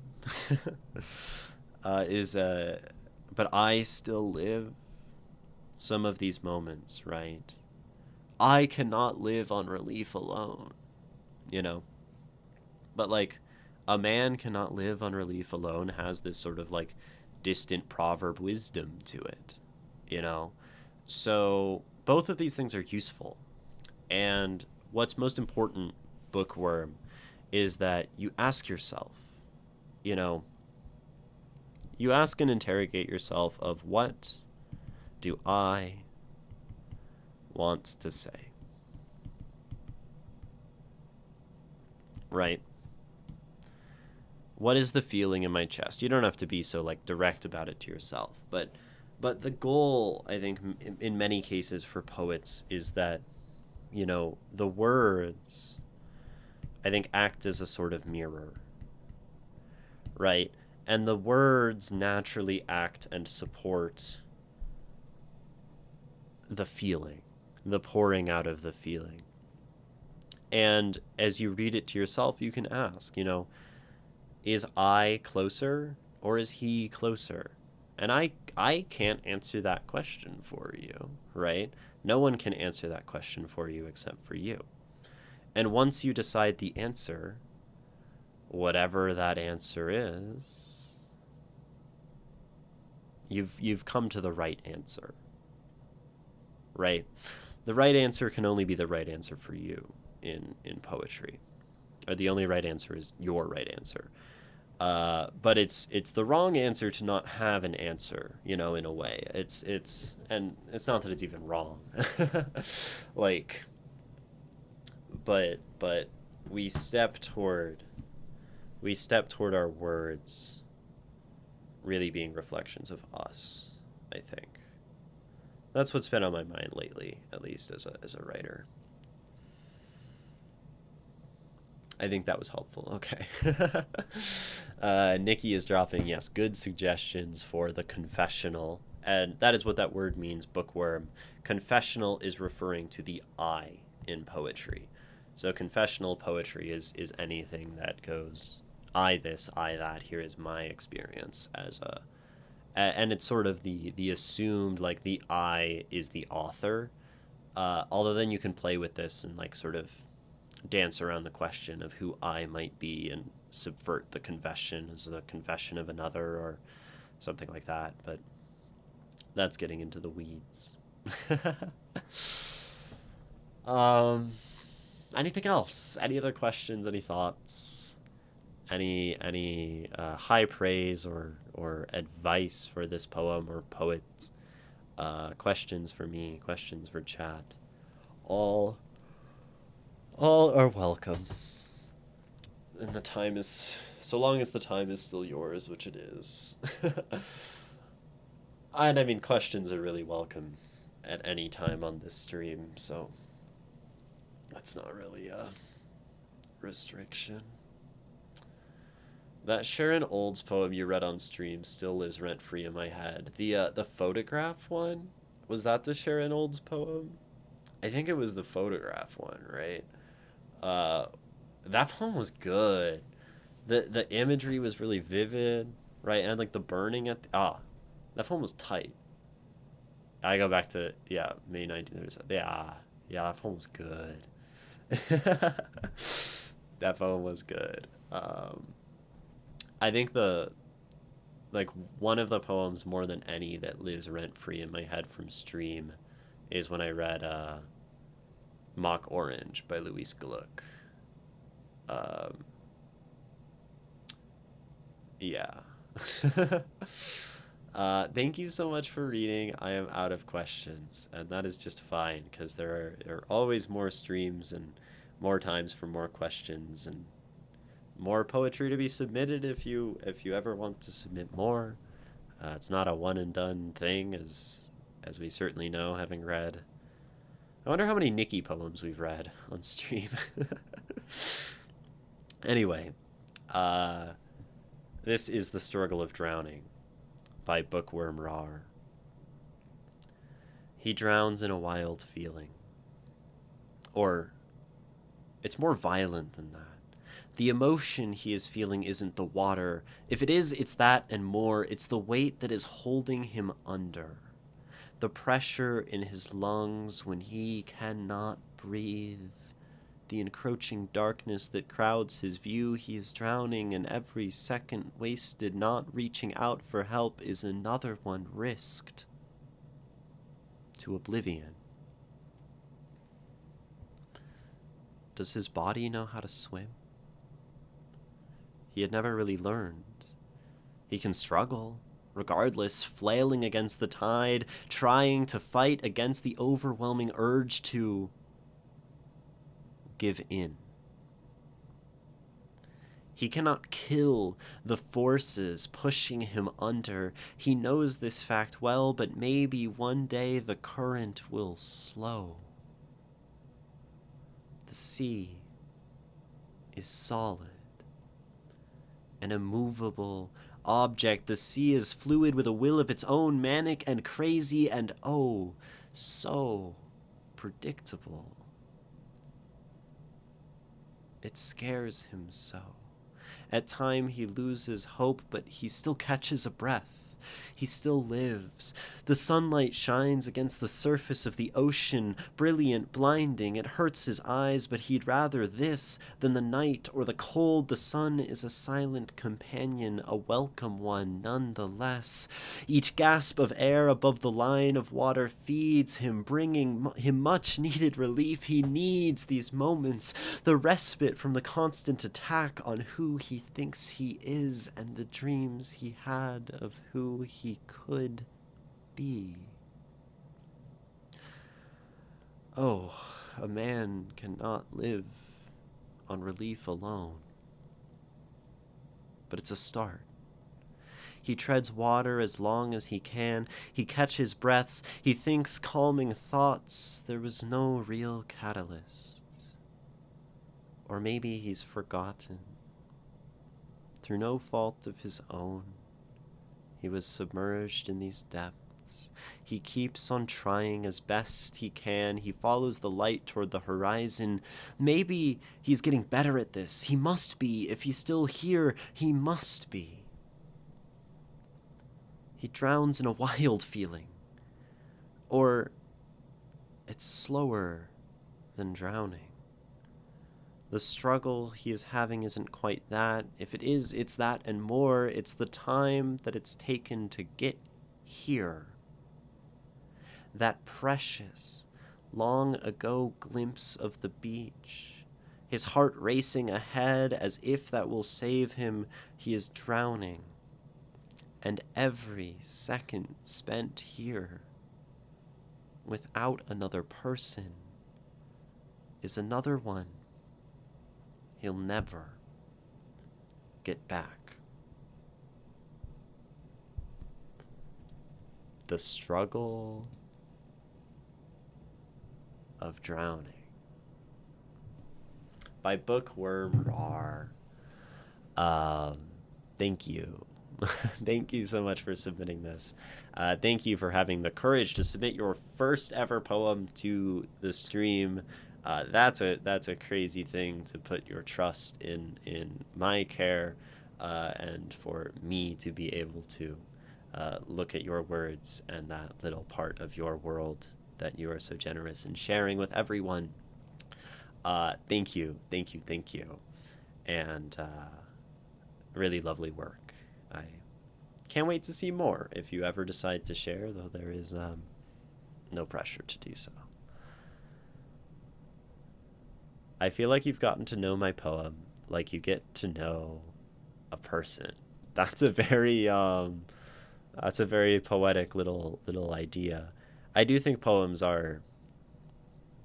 I call poems, these little worlds that we create, and they are little bits that we cut off of our own world, right, of ourself, and create those things for like other people to exist within, that they can sort of experience and explore kind of on the groundwork of our creation and our existence, you know? So they are, right? little bits of us, and so they are things that we can know uh, on their own, right? We can know them as things. I don't think they tell us necessarily as much as some people think about their authors. Some people will get the feeling that they know an author by reading their work. That might be presumptuous, but we can know a poem. I like this as one of my favorite metaphors. Yeah. Oh, you're welcome. I'll be sticking around, I think. Well, I'm glad you will, because more poetry and more poets and all of that is always good. Obviously, I like reading poetry. If there's one thing I know about myself is that that is the case. And you all merely fuel my habit, my supply, giving me some sweet, sweet words to shoot up, to mainline. We mainline poetry here, I guess. Love when poetry resonates. Yeah, when the vibrations vibrate just right. Yeah, resonates is a neat word with poetry, because you get like the emotional resonance, and then the voice has a resonance to it, and there's something there. Yeah. Cool, lovely.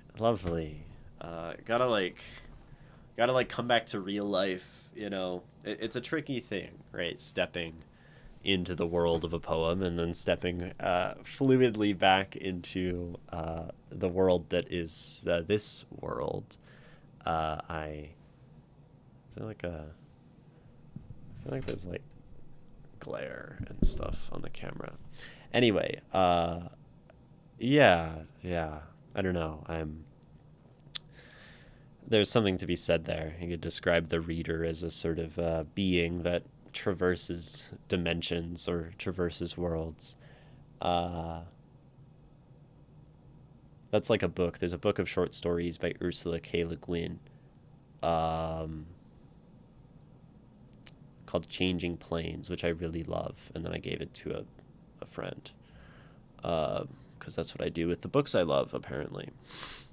But this book, Changing Planes, is like all of these different worlds, and you sort of traverse them as a reader, basically. Makes me think of that.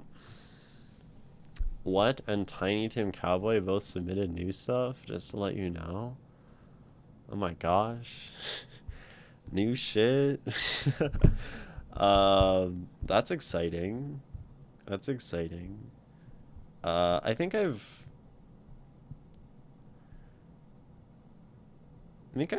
read something by what, right? Have I read something by you before? When you gift a book and then go, I really like that book. I mean, that's the worst thing, Ray, is the only books that I gift are the ones that I like the most, right? Because I'm not gonna gift people subpar literature. This is like my plight is if a book that I like sits on my like finished books pile for too long, it starts to feel like it doesn't belong there. And like I look over at my finished books pile over there, and I'm like, is there a bunch of like mediocre books? What's with that, right? And it's like, oh yeah, I gave people all the ones I liked. I guess Of Mice and Men is in the pile, and that's one of my favorite books ever. But maybe I haven't found the right person to give it to, or I love that book so much that I gotta read that again at some point. That is a book I would read again. One, because it's a one sitting book. You can read it in an evening, and God, it makes me cry. I only gift the best of the best, of course. If I gift you a book and you hate it, please just say it was nice. I feel like no, I've been gifted a book or lent a book, I guess, and I have told the person directly this is intolerable. Um, but that's because they lent me Fear and Trembling by Soren Kierkegaard, the I think Finnish philosopher, um, and oh, just hate his philosophic writing. It's just I cannot stand him. He's like I I usually don't dislike books. I think philosophy is the space where I am most comfortable like really hating on a writer. And oh man, Kierkegaard, I can't. I don't like his writing. And they're like, well, maybe you just need to try it again. And I probably will try it again. But man, no, he just rambles and rants and yeah, awful. I've definitely given friends books that they tell me I don't get it. Yeah, yeah, I mean that definitely happens. My heart collapses at the thought. Yeah, maybe it should. Maybe I'm unethical for that. Um, Tiny Tim Cowboy. Uh, would you like for me to read your thing? Are you still around? If you're still around, I can read your little poem next. Since you are new and I love to read new things. Uh, I thought you would have liked Kierkegaard. I thought I would have liked Kierkegaard too. Like, I am a raving lunatic who loves religious iconography as it relates to philosophy, but maybe putting two of us in the same room is too much. um, Maybe it's that Kierkegaard does that from a place of the supposition of faith or like an assumption of faith, and I really dislike faith, right?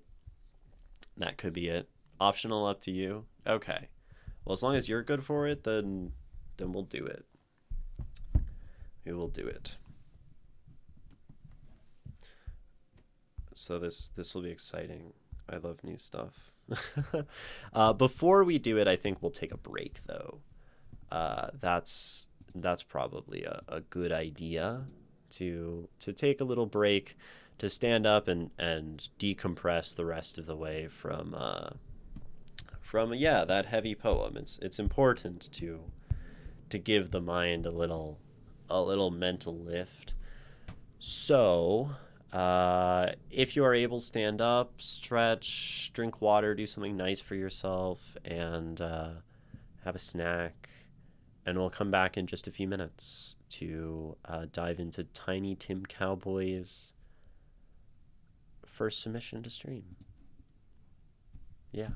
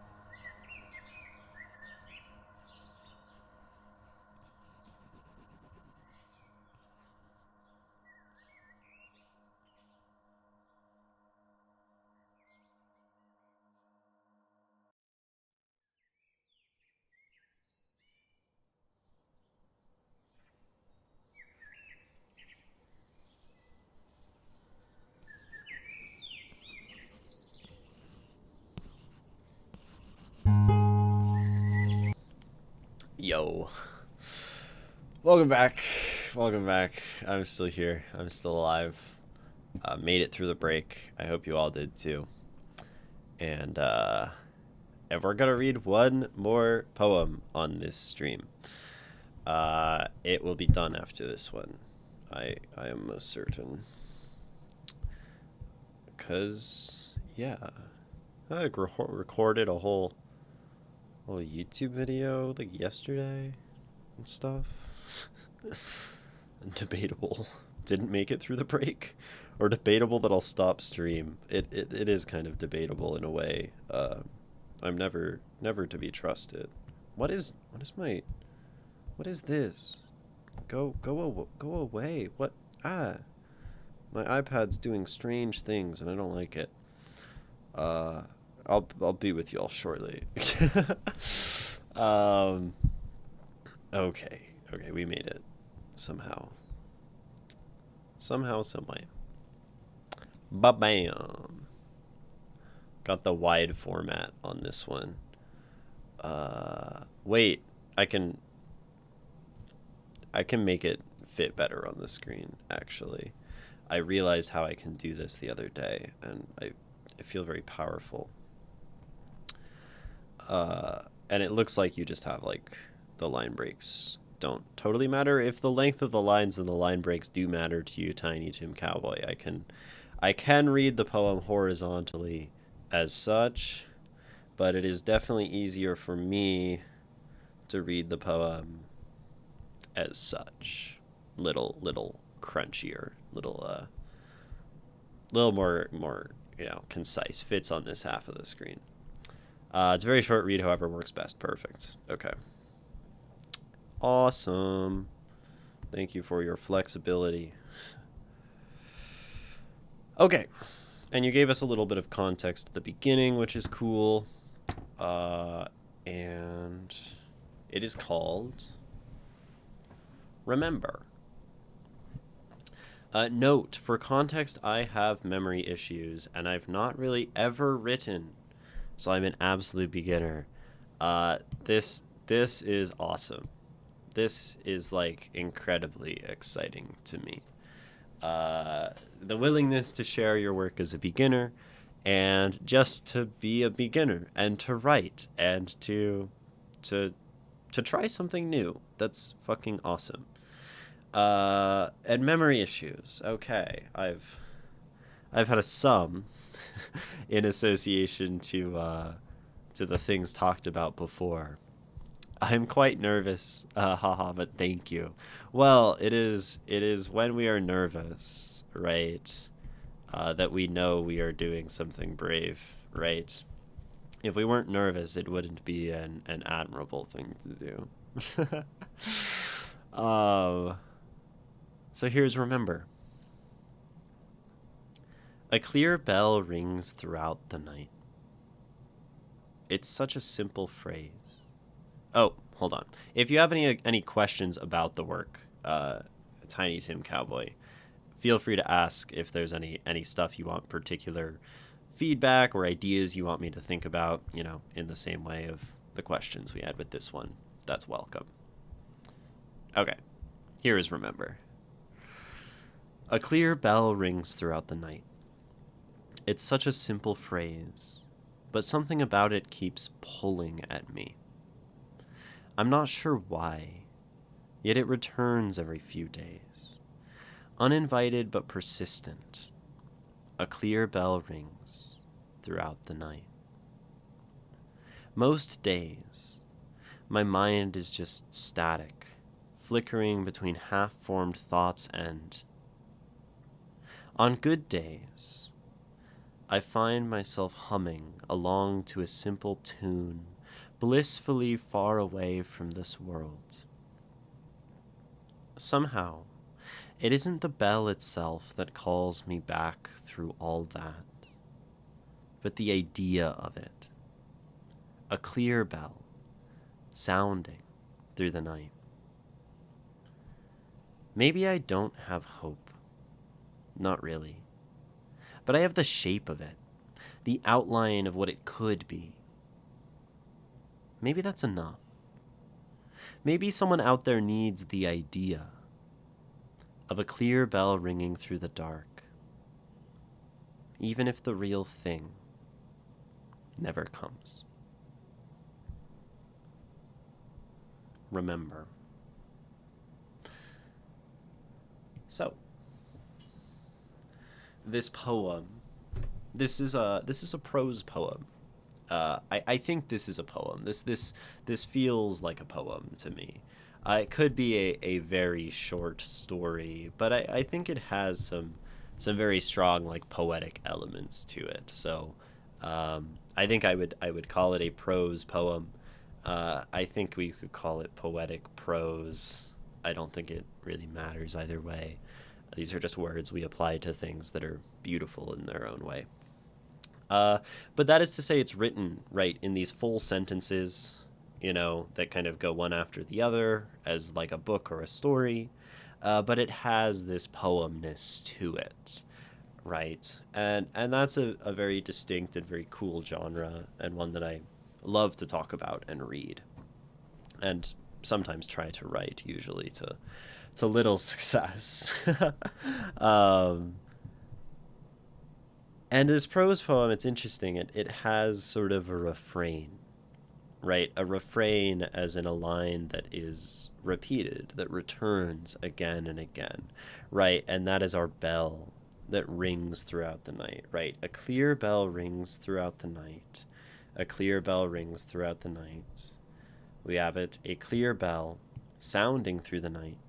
And then we have the idea of a clear bell ringing through the dark, even though the real thing never comes.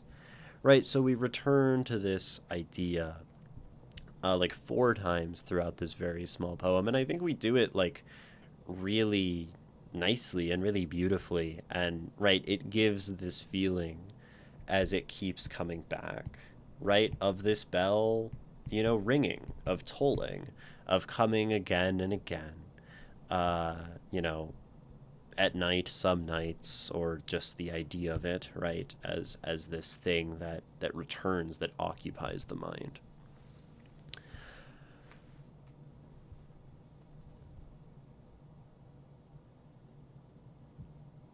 I like how it changes throughout the poem, right? Sometimes a poem can get bogged down in the idea of like sticking on one idea and just circling the same thing over and over again, right? But we start, right, with a clear bell rings throughout the night, and then we sort of reestablish that, and we add to it that it's uninvited but persistent. A clear bell rings throughout the night. And then we have a change, which is nice, a clear bell sounding through the night, which I think just gives it a slightly different character and a different feel. And then we sort of elaborate on it further at the end as a clear bell ringing through the dark, even though the real thing never comes, right? It comes back offering hope, no matter how often I ignore it. Yeah. I'm going to read the whole thing again. This poem is very symbolic, right? Symbolic as in, taking one object, right, and having it mean more, right? This bell has so much meaning, right? It has this hope. It has this way of cutting through the dark. And symbols, right, they have this sort of vagueness and this feel and this interpretiveness to them. So I want to read it again and feel it again. A clear bell rings throughout the night. It's such a simple phrase, but something about it keeps pulling at me. I'm not sure why, yet it returns every few days. Uninvited but persistent, a clear bell rings throughout the night. Most days. I like how we're in the night and then we use like every few days and then we go into most days, right? And then we have this contrast, right, between, the things of the day, right? On good days and most days, we sort of have this living, and then it's sandwiched kind of by the idea of the night, or maybe just more generally like the pondering of the mind. This poem is very much like in one's own head and in one's brain. Most days, my mind is just static, flickering between half-formed thoughts and... On good days, I love this. Like, I really love this part of the poem. This half formed thoughts and, right? And it just trails off, right? I think this could be, half formed thoughts and nothing is a way to read this. And the fact that we just cut off, it's the idea that, like, we're literally in this mind making half formed thoughts. Most days, my mind is just static, flickering between half formed thoughts and we just get lost, right? We just get lost in the thought and its static kind of like emptiness. I think that's really beautiful. It can also be, right, half-formed thoughts and then on good days, as if we're flickering between, something not quite there and almost like imagining something better. I think it creates like two really distinct and interesting meanings in the middle of that, right? Most days, my mind is just static, flickering between half-formed thoughts and... On good days, I find myself humming along to... And, it's lovely. It's lovely. Because, like, most days, right? Most days are this, and that means they are not good days, right? We're distinguishing most days from good days as to say that this sort of emptiness of mind is bad, it's painful, it lacks the hope, it lacks kind of the positive character of some of the other things we're describing in this poem, right? And that's a really cool way to do that, right? On good days, I find myself humming along to a simple tune, blissfully far away from the world, from this world. I like this versus the. Somehow it isn't the bell itself that calls me back through all that, but the idea of it, a clear bell sounding through the night. Maybe I don't have hope, not really, but I have the shape of it, right? And this sort of connects in with the bell, right? The idea of it, but not the thing itself. The shape of it, but not it. The outline of what it could be. Maybe that's enough. Maybe someone out there needs the idea of a clear bell ringing through the dark, even if the real thing never comes, right? So I don't have hope. I have the shape of it. So the shape of hope is the same thing, the idea of the bell, and thus the bell, becomes hope, right, in this sort of symbol. The bell is hope. And so this poem says, right, I don't have this actual thing, this actual hope in me to keep me going, but the idea of having hope is enough to hope for, which interestingly enough is a sort of hope in of itself, right? Just sort of like the construction of the idea of something sort of can bring it into being. But this poem is so like beautiful and like self-contained and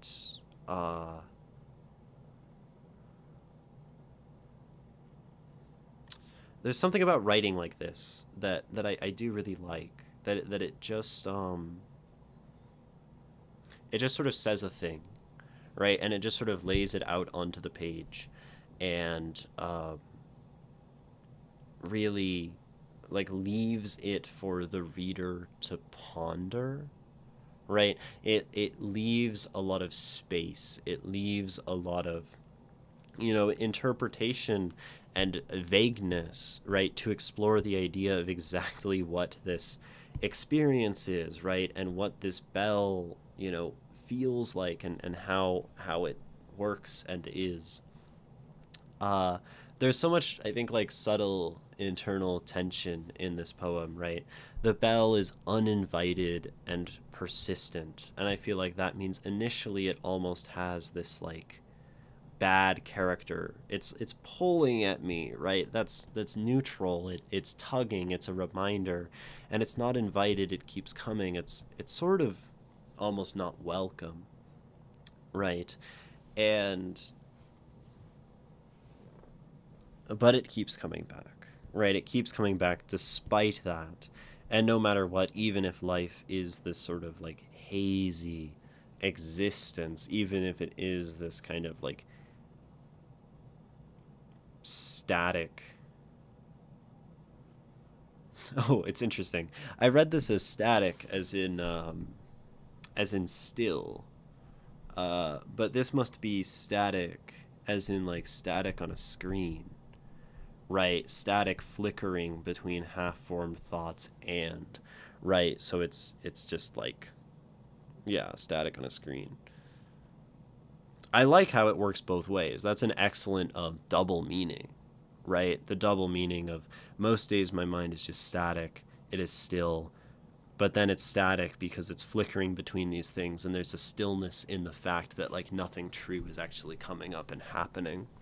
I think that's a really cool word choice, right? And then opposed to that, we can even think of static like radio static. And then on good days, instead of hearing static, right, what I hear is a simple tune. I hear a sound. This poem, right, occupies sound so well and like internal mental experience. And oftentimes, right, poems this is really cool to see, right, for like an early work, right, because you're using sound and exploring that sense as your thing that you're writing through, right? A lot of people default to sight because I think this is sort of like the primary human experiential sense. And, you know, you say what you should focus on improving first. Um, it's hard to say. I think for a new writer, the world is open, and like I think I always want to encourage people who are new to writing to just explore, right? So one thing that comes to mind is you wrote a poem that's very sound like, so you could explore sight and you could explore touch and you could explore smell and you could explore, taste in poems, and that would challenge you to write something different from what you've written here. uh I don't think, and I think as you've seen, right, even just hanging around a few streams, there are so many ways to write poetry, right? The very, it tells a story sort of narratively, but in a very different way than your poem tells a narrative, right? And I think how to improve, um, for a new writer is probably not to like look at this thing and say that like something is right or something is wrong. And I really don't think there is anything wrong. And there's a lot of things that really work and really evoke a lot in this poem. Um, I don't think you need experience to write poetry that can impart feeling. What I think I always encourage is to explore, right? Is to constantly push the bounds of yourself and say, like, what can I express? How can I express it? Um, how can I write something different from what I've already written? Because then or, take something I've already written and hone into it in a new way. So maybe you could write about sound or, you know, memory in a way that is different from before. I really like your title, Remember. Right, remember isn't a word that appears in this poem, as far as I remember. And what this does is it gives us like a separate perspective on the poem itself, right? Where we look at this and we think remember. And remember could be someone saying like, remember this, right? And you have this maybe someone needs, right, the idea of the clear bell ringing through. So it almost says like, remember that. Remember this as like advice, as something imparted, right? But then there's the idea of memory as, remembering the bell, you remembering the bell, and maybe remembering as something that isn't even a choice, right? Remembering as the bell just coming back in as memory. And maybe the bell is, a memory. This poem doesn't explain it or not, but it's something that comes in from the past, right? As this reminder in the night that just exists, this sort of fate-like object. I think it's really cool how this is just like an event, And there's a magic, I think, to the way this is written, uh, as just like a thing that occurs. Um, oh, you asked for advice to improve. Uh, you would probably not be surprised to know that one of my big advices for improving on poetry is to read poetry, right? I said to explore and to like innovate and change and try new things, right? And reading poetry is the best way to find things that other people are doing that you didn't know you could do, right? Uh, and I mean, hanging around stream is definitely an easy way to expose yourself to reading poetry as well as prose, which is nice. But the more you read, right, the more you start to understand like the way other people conventionally use poetry, and then once you understand conventions, you see how other people are breaking the rules, and you see how other people are are playing with these things, and you see, all of these um, patterns, right? You might try practicing with brevities just to hone your voice. Brevities limit your word count, so you learn to say more with less. Yes, that is something that I think Nikki has done a lot of, and it has done quite well for Nikki's writing. But this poem is already like basically right. It is very short. It is a brevity, a little thing. So you can explore, right? Writing shorter, writing with less, writing a poem and trying to say the same idea in this much space, or an idea as impactful in that much space, or, right, experimenting with length, right? I don't know how it felt writing this poem, but I wonder if at the end of it you felt like, man, that was a lot. That took all of my, mental sort of capacity, right? Because then you can push yourself. How can I fill in more? How can I add more to the page while keeping it interesting, while adding new tension, while adding new ideas, and not feeling, repetitive or rote or you know, just like you're filling space. Uh, there's so many ways to explore and so many ways to like try writing poetry and to improve. And I think like the best advice is just to try to keep like the freedom, right? uh I don't know how it felt for you to write this poem, but it probably felt very new and unfamiliar, and like, wow, like I'm doing something I've never really done before. I'm exploring this part of myself that I haven't engaged with. And I think it is possible to keep that feeling, right? Uh it is possible to keep that feeling of newness and kind of that excitement and that, nervousness uh always, right? I just recently, as of yesterday, started experimenting with a entirely new way to write poetry that I've never done before, where I deal myself out 4 tarot cards and write a poem based off of it. And that has been unfamiliar and kind of scary and new and novel and like an exploration, right, into a new world.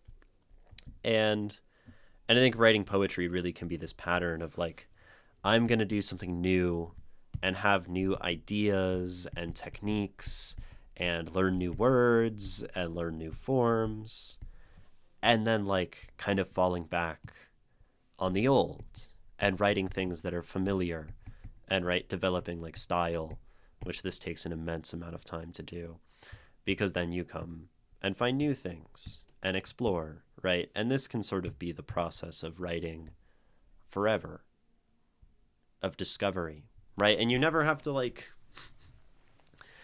and that can just be a good thing, you know. uh and that can be writing a poem a month, or it can be writing every day, or it can be uh you know writing a few poems a year. or, becoming obsessed and reading and writing and developing that passion for it. As long as it feels good, and it feels exciting and scary and interesting, and as long as you're feeling, then you're doing something right, you know. That's what I would say.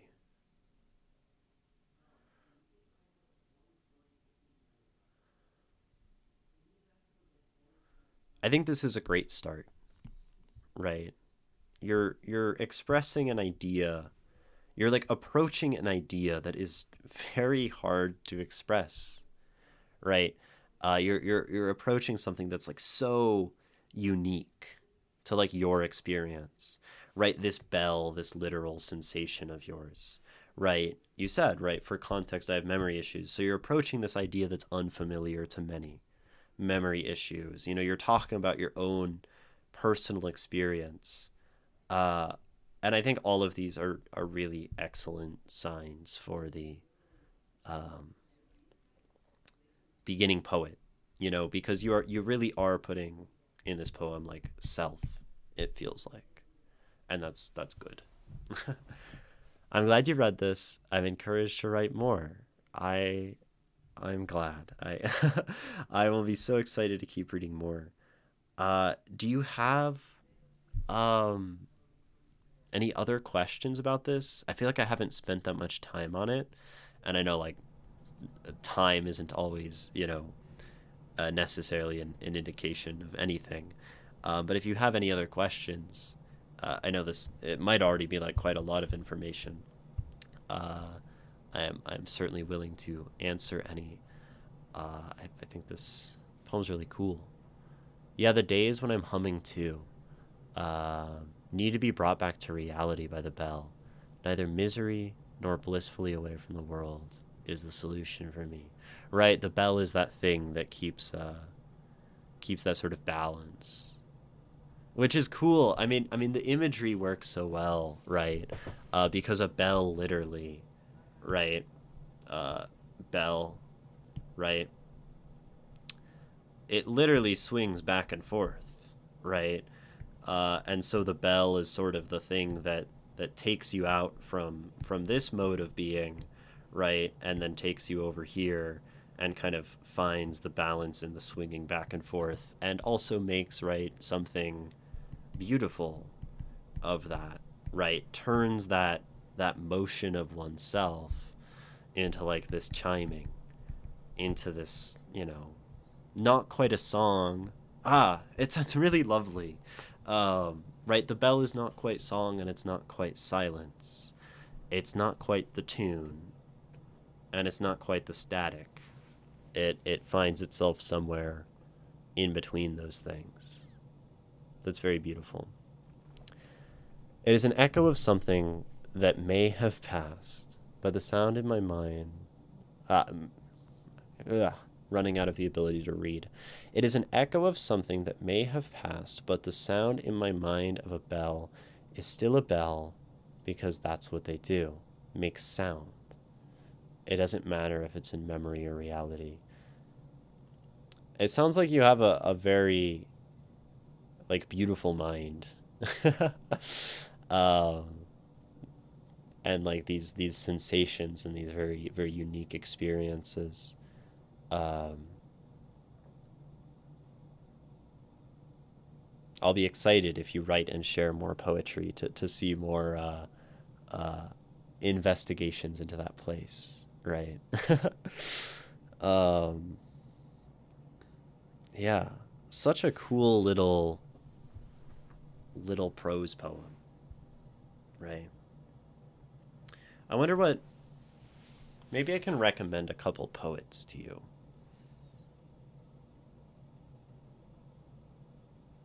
I wonder who I would recommend. This poem has a kind of magic, the kind of poets that Ray likes to send, but I don't know any of them well enough to really recommend them confidently.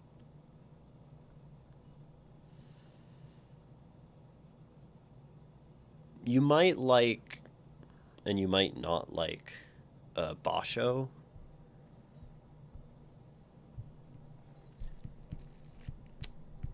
Basho is the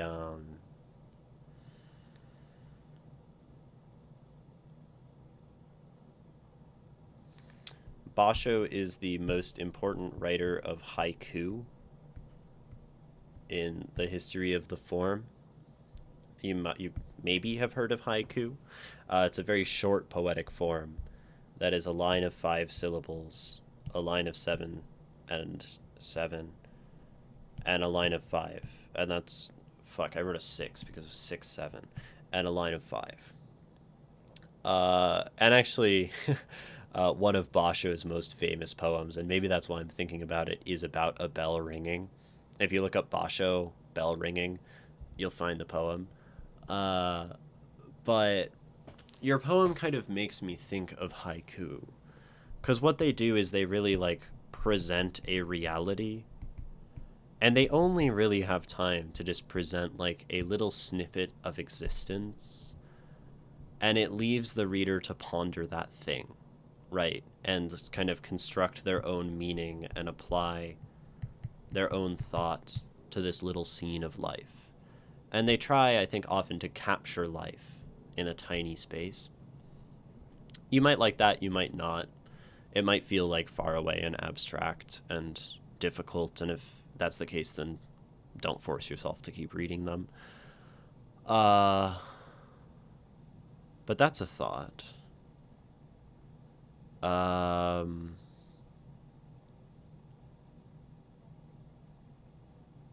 wonder what else.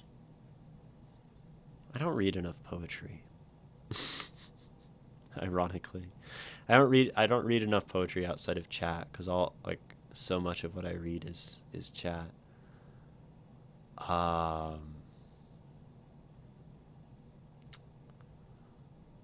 Yeah, we'll start with Basho. And if you don't like him, then that's okay, and you can come back and say, give me a different recommendation. Reads poetry nearly every day. I don't read enough poetry. I know. No, I feel like there's so much there's so much of it, and there's so many authors, and I know that there are authors out there who write with a vibe that is like this vibe, and I don't know who they are. Wordsworth explores memory a lot. Okay, then that's another recommendation for you. Yeah, Basho, as Basho, not Bo. Maybe you just spelled it wrong in chat, but Basho, and you can even look up his bell poem. And they're very short. They're sort of a thing to meditate upon in a way. So that might not be your vibe, but it might. Anyway,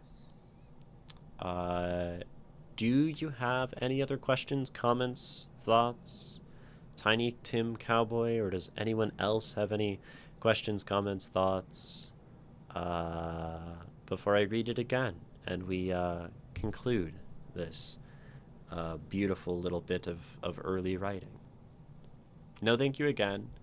And everyone for the lovely words. Well, thank you so much for submitting, and also, you're welcome.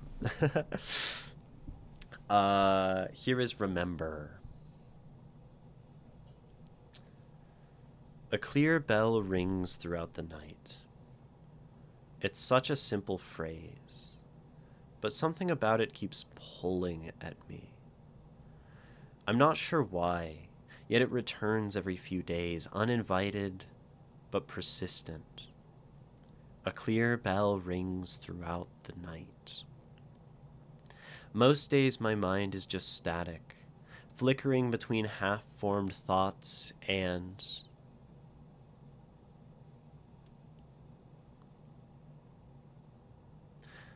On good days I find myself humming along to a simple tune, blissfully far away from this world.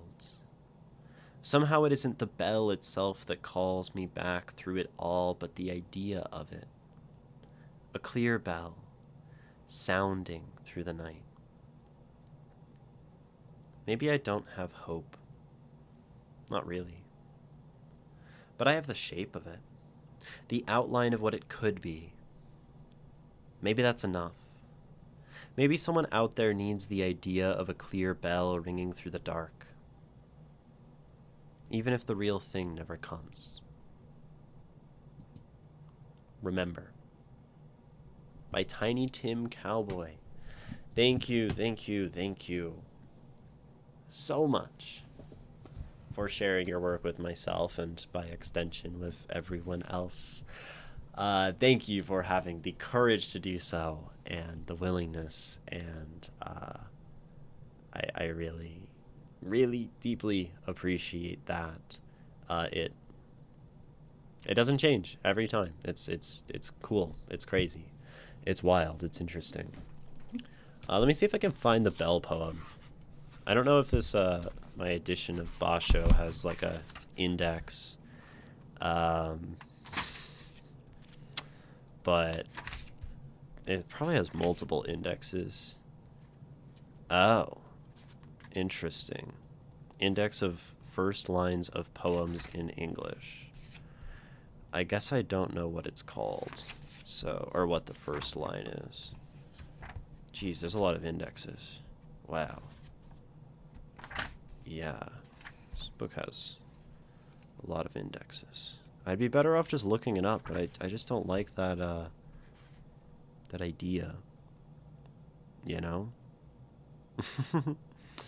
Is it the Bell at Sunset? He probably wrote multiple Bell poems. I wouldn't be surprised if he did. Yeah. He did. He wrote a lot of Bell poems. Anyway. Temple Bell? I don't know. I just know that one of his poems is a very famous Bell poem. But I don't know which one. And there are probably a lot. It's like, I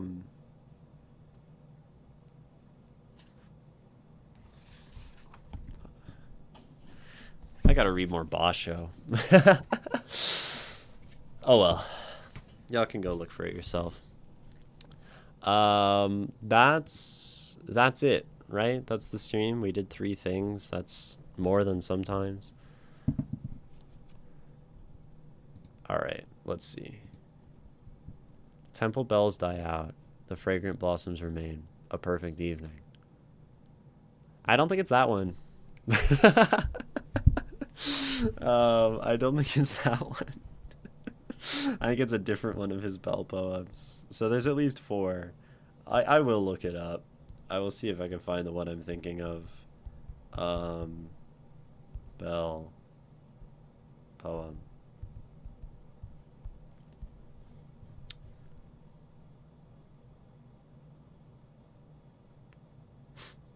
Oh, maybe it's that one. I mean, the fact that the only thing I remember is the fact that there was a bell doesn't really help my case for knowing which one I'm trying to remember. But maybe it's also something bell-like. You know, it could have been a chime. Who knows? Could be that one.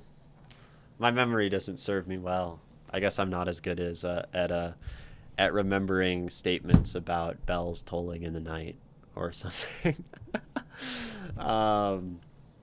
Anyway, there's a lot of beautiful little Basho things to explore. Haiku are hard to read. Haiku are harder to write. Might be a dubious recommendation. Haiku are like very impenetrable. So it goes. I've been Imogen. This has been a lovely stream, truly. And